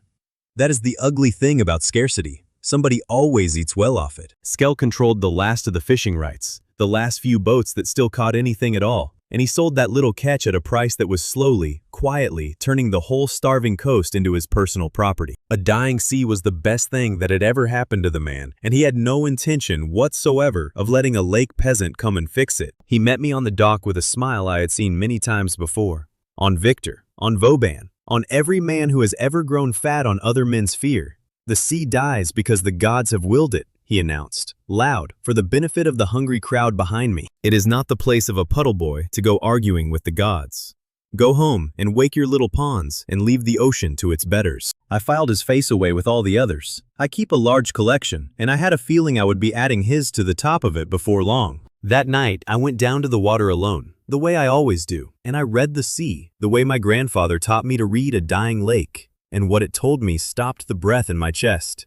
The sea was not dying. The sea was being killed. The salt was wrong, too heavy in some places, far too thin in others, laid out in a pattern that no honest tide ever makes. The currents that should have been carrying life up and down the coast were carrying poison instead, and every wrong thing, every last one, traced back to a single direction, the great rivers. The rivers that pour down out of the very heart of the kingdom and feed this sea were arriving poisoned, or barely arriving at all. I knew that pattern in my bones. I had followed it up a poison stream once already, all the way to Morin's Dam. This was the same crime, the same cold arithmetic. A thirsty people are an obedient people, and an obedient people are easy to own. Only this time, it was not one dam on one small stream. This time, it was every great river in the realm, and the sea was simply the place where all that murdered water finally came to lie down and die. I could not fix the ocean, but then, I did not need to fix the whole ocean.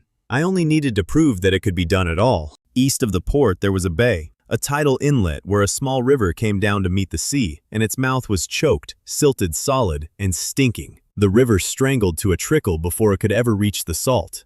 That I could read. That was nothing but an old lake problem wearing a much bigger coat. So we cleared the river mouth. It took my whole crew and half the desperate town, digging out a generation of packed silt, while the tide came in and fought us for it twice a day and undid an hour of work in 10 minutes. But we opened the river's throat and we let it run clean into the bay again, the way it had run before someone up in the hills decided a coast should starve. 2 tides a day, 4 days straight, blistered hands and backs that would not straighten by the end of it. We shifted more mud in those 4 days than I had moved in my first whole month on the Drowned Woman. The sea gave us nothing for free. Every foot of that channel we bought with sweat, and the tide came back twice a day and tried to take it from us again, with interest. Within days, along that one small stretch of poisoned shore, the water cleared, and the fish came back. The ones that had been hiding far out in the deep, waiting a whole generation for somewhere shallow and clean to live, came sliding back into that bay all at once. One bay, a single drop of life in a dead gray ocean, but the whole coast came down to stand on that shore and watch fish swim where there had been nothing but death that same morning, and I watched hope crawl back into faces that had buried it long ago. It was the marches all over again. It always starts with one. Kael was not pleased. A revived bay is very bad news for a man whose whole fortune rests on selling the last of the fish. He came to me on that shore, quieter now, the loud smile wiped clean off his face. He told me plainly that I did not understand what I was meddling in, that wiser men than a lake peasant had learned long ago to leave the sea alone, and that I would learn it too if I lived long enough to be wise. It was not the bluster of a harbor master protecting his profit. It was the real fear of a man who answers to something far, far above him and knows it. Because I had the thread in my hand by then, and it ran exactly where I had dreaded it would. The rivers were being killed from upstream, from the heart of the kingdom, from the capital, from the same hand that had signed the grant above Morin, the hand I had only glimpsed at the very bottom of a duke's ruin. This had never been a coast problem. It had never even been a province problem. It was a crown problem, and it went all the way to the top. I did not have to go looking for the capital. In the end, the capital came looking for me. 3 days after the bay came back to life, a rider came into Brackwater who did not belong anywhere near that starving coast. A fine horse, a finer coat, the clean, easy look of a man who had never once in his life missed a meal or feared for the next one. He was not Kael's man. He was not the province's man. He had come from the capital, and he had come a very long way to get here, and he asked, without one flicker of surprise, for the man who wakes dead water. He had known I would be standing here, which meant the hand at the very top of the kingdom had been watching me climb since long before I ever smelled the sea. For a whole year, I had believed I was chasing them, hunting my way up the ladder rung by rung toward whoever sat at the top.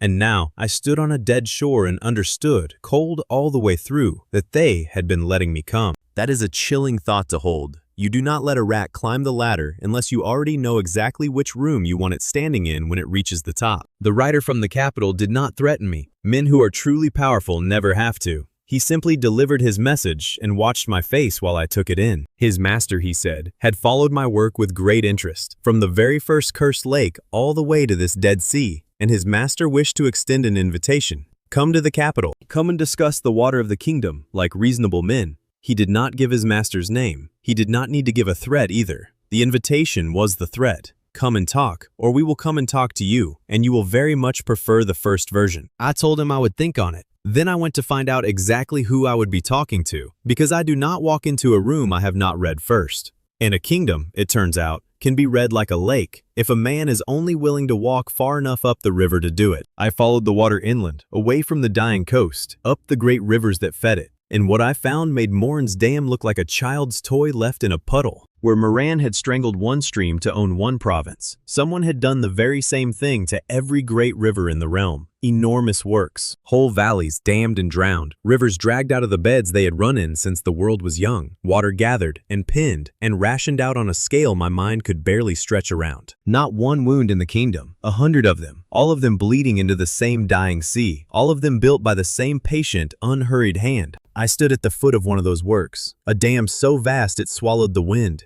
Villages that should have been in the valley lay under a flat inland sea, their roofs and orchard tops gone below the brown water. Men in warden colors walked the parapet with ledgers, not spears. That made it worse. For the first time since the gray morning at the Drowned Woman, I felt the old grin come back. Not despair, recognition. A lie that large has joints. It has hinges, locks, lazy guards, hungry workers, bad accounting.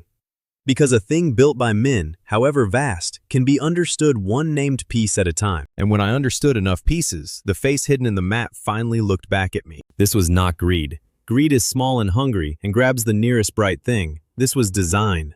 Somebody had been drying out an entire kingdom on purpose, region by region for a lifetime. Make a province thirsty and it turns obedient. Make it obedient and you own it forever without once drawing a sword. Morin had never been the villain of my story. He had been a single hand on a single tap, one local part in a machine that covered the whole map and ran all the way up to a cold mine at the very top. For a whole year, I had believed I was fighting a duke. I had been wrestling with one finger of something the size of a kingdom. You cannot outbuild the ocean. I had learned that lesson the hard way, with blistered hands.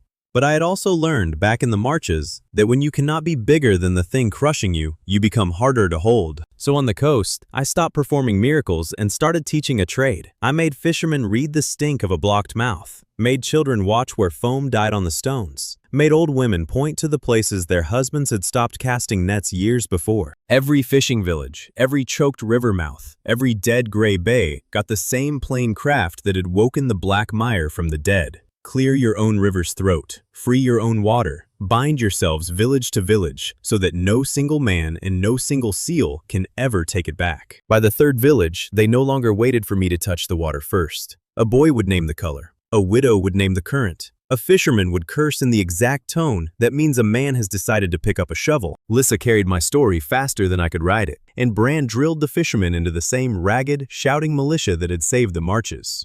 It was, I realized somewhere in that hard month, the second time we had built this exact thing from nothing. We were getting good at it, which was exactly why it scared me. The proof of it came at the Great Bay, the one Blackwater itself lived and died upon. Its mouth had been strangled hardest of all, and Skell had built his grubby little kingdom on the fish that could no longer swim through it.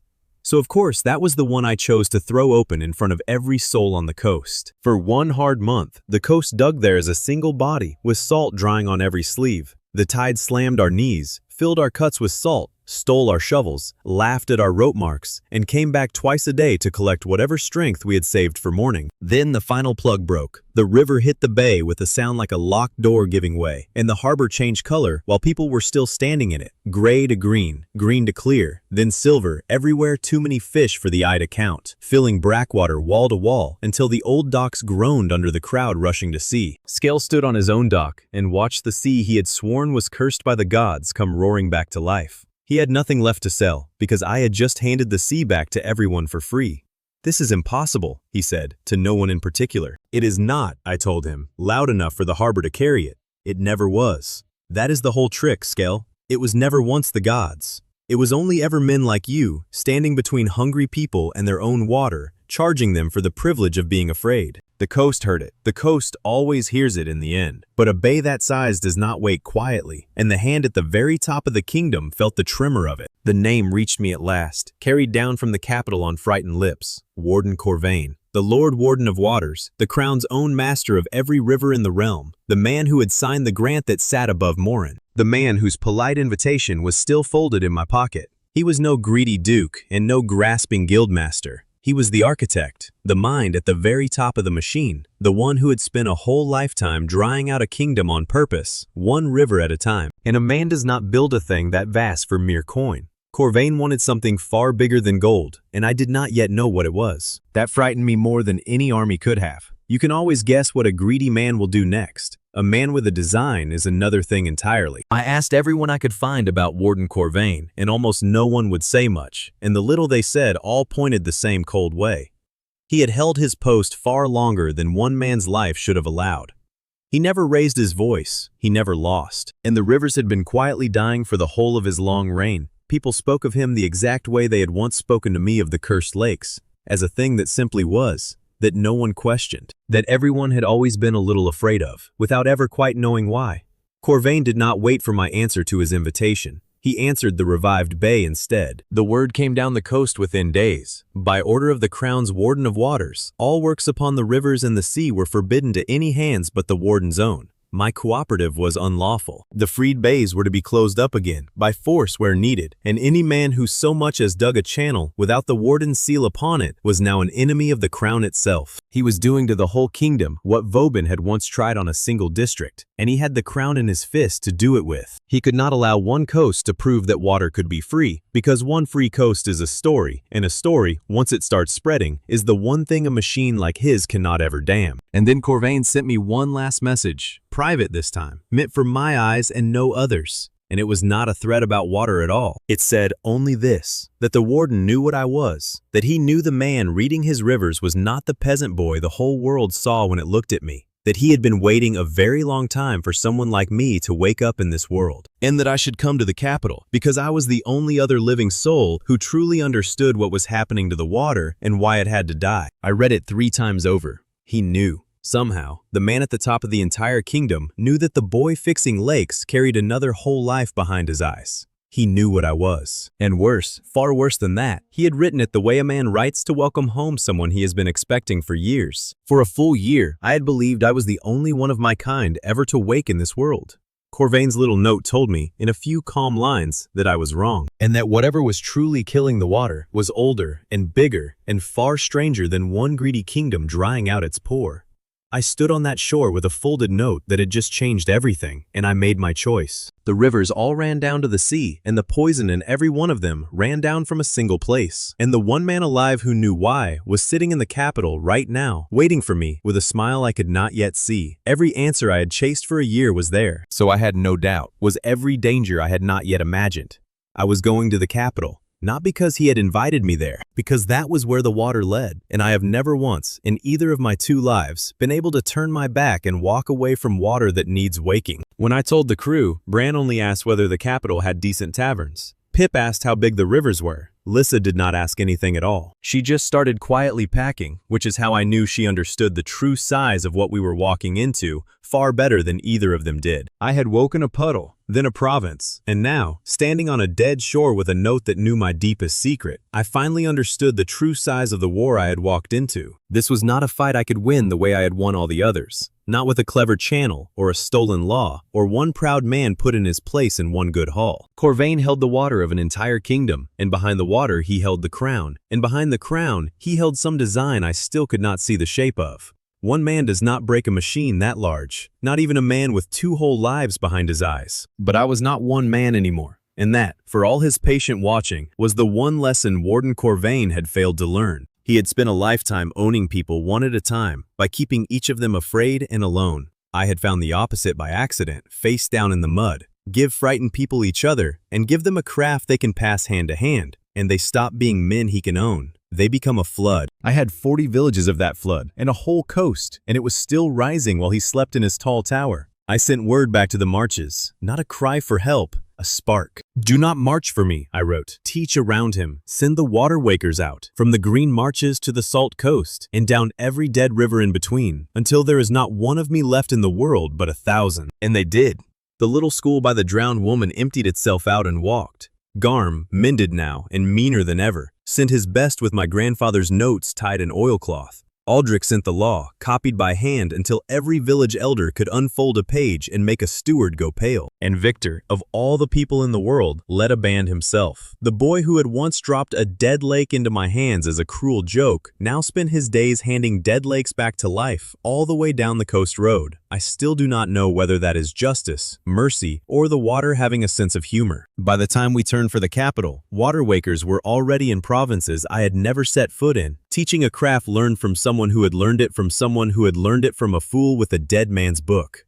One school had become 100. One dead puddle had become a way of seeing the world, and it was spreading down every river in the kingdom faster than Kael could build walls to dam it. The coast made its choice out loud. They gathered at the Great Bay, thousands of them, the whole starving shore that Kael had ruled by fear, and they declared for the free water, for the cooperative, for the plain craft that could not be taxed or sealed or drowned back into the dark. And Kael, standing on his own dock with no fish left to sell and no fear left to sell it with, changed sides before the crowd could decide what to do with him. He offered his boats, his docks, and his long knowledge of that coast to the very movement he had spent a month fighting. I let him. I have learned by now that a beaten enemy who badly wants to live is worth a great deal more working your dock than swinging above it. But I still did not know why. Why any one man would spend a lifetime and a whole kingdom's rivers to make an entire realm thirsty.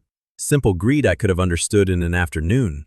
This was never greed. The little I could piece together was worse than greed by a long way. Corvain was not hoarding the water in order to sell it back. He was gathering it, holding it, storing an entire kingdom's water behind his 100 dams for something that had not yet come to pass. A man does not build a reservoir the size of a realm unless he is expecting a drought the size of a realm. Corvain knew something was coming, something big enough to justify all of it, and he meant to be the only man left holding water when it finally arrived. I did not yet know what the coming drought was. War, perhaps, or something older and stranger, tied to the same secret sleeping under the water that had followed me across 2 lives. But I knew the shape of a man quietly preparing to be the last one holding bread in a famine. Corvain was not trying to rule a kingdom for the joy of it. He was trying to survive something. And he had decided the whole kingdom could die of thirst first, so long as he did not have to. And then there was the other thing. The thing folded into his private note. He knew what I was.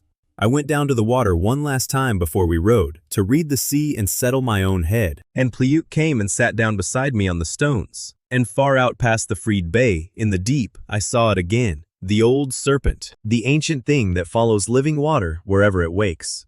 It had come the whole long way down the coast, following the water I had brought back, exactly the way it had once followed me across the marches. And I understood, sitting there in the dark, that the water in this world had never been only water. It remembered. It knew me. The spirits, the serpent, the way dead lakes came back to life for a man who had drowned in another world entirely, chasing fish that nobody had ever paid him to save. Corvain knew what I was, because Corvain was tangled in the very same thing I was, the same old secret sleeping under all the water. And the capital was where I would finally learn what my 2 strange lives had to do with a dying kingdom.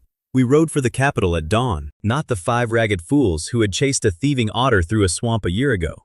A whole movement rode at my back now, coast and province both, water-wakers and fishermen, and a reformed harbor master, and a singer who had turned the whole of her gift over to the truth. Lissa rode at my side and did not sing, because some mornings are simply too large for a song. And she took my hand instead, and that said the thing far better than any verse could have. Bran informed me, gravely, that he had at long last devised the perfect and unbeatable tactic for taking a capital city.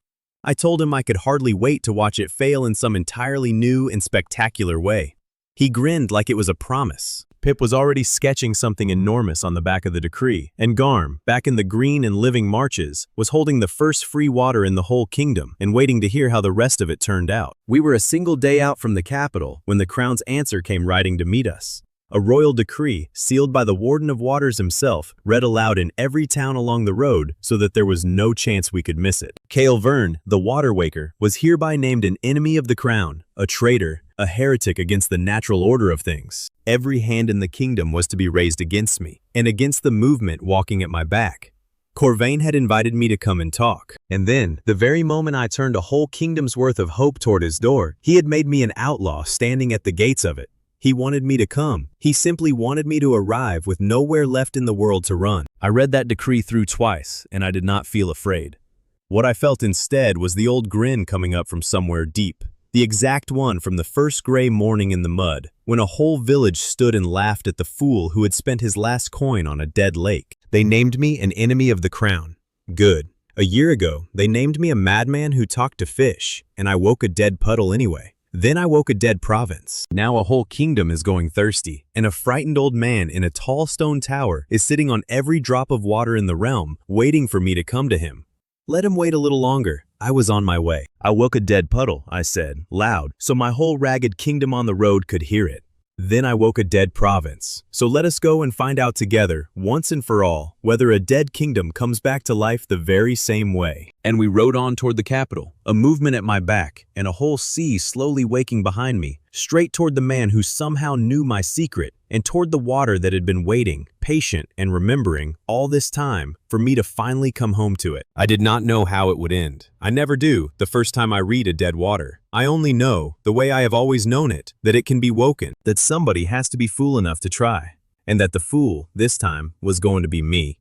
One more time, on the biggest dead water there has ever been. The lesson of Kael's story is that a curse often survives because people are kept afraid, alone, and too tired to question it. Its meaning is simple. Real change starts when one person listens closely enough to see the truth, then teaches others until hope no longer depends on one hero but belongs to everyone.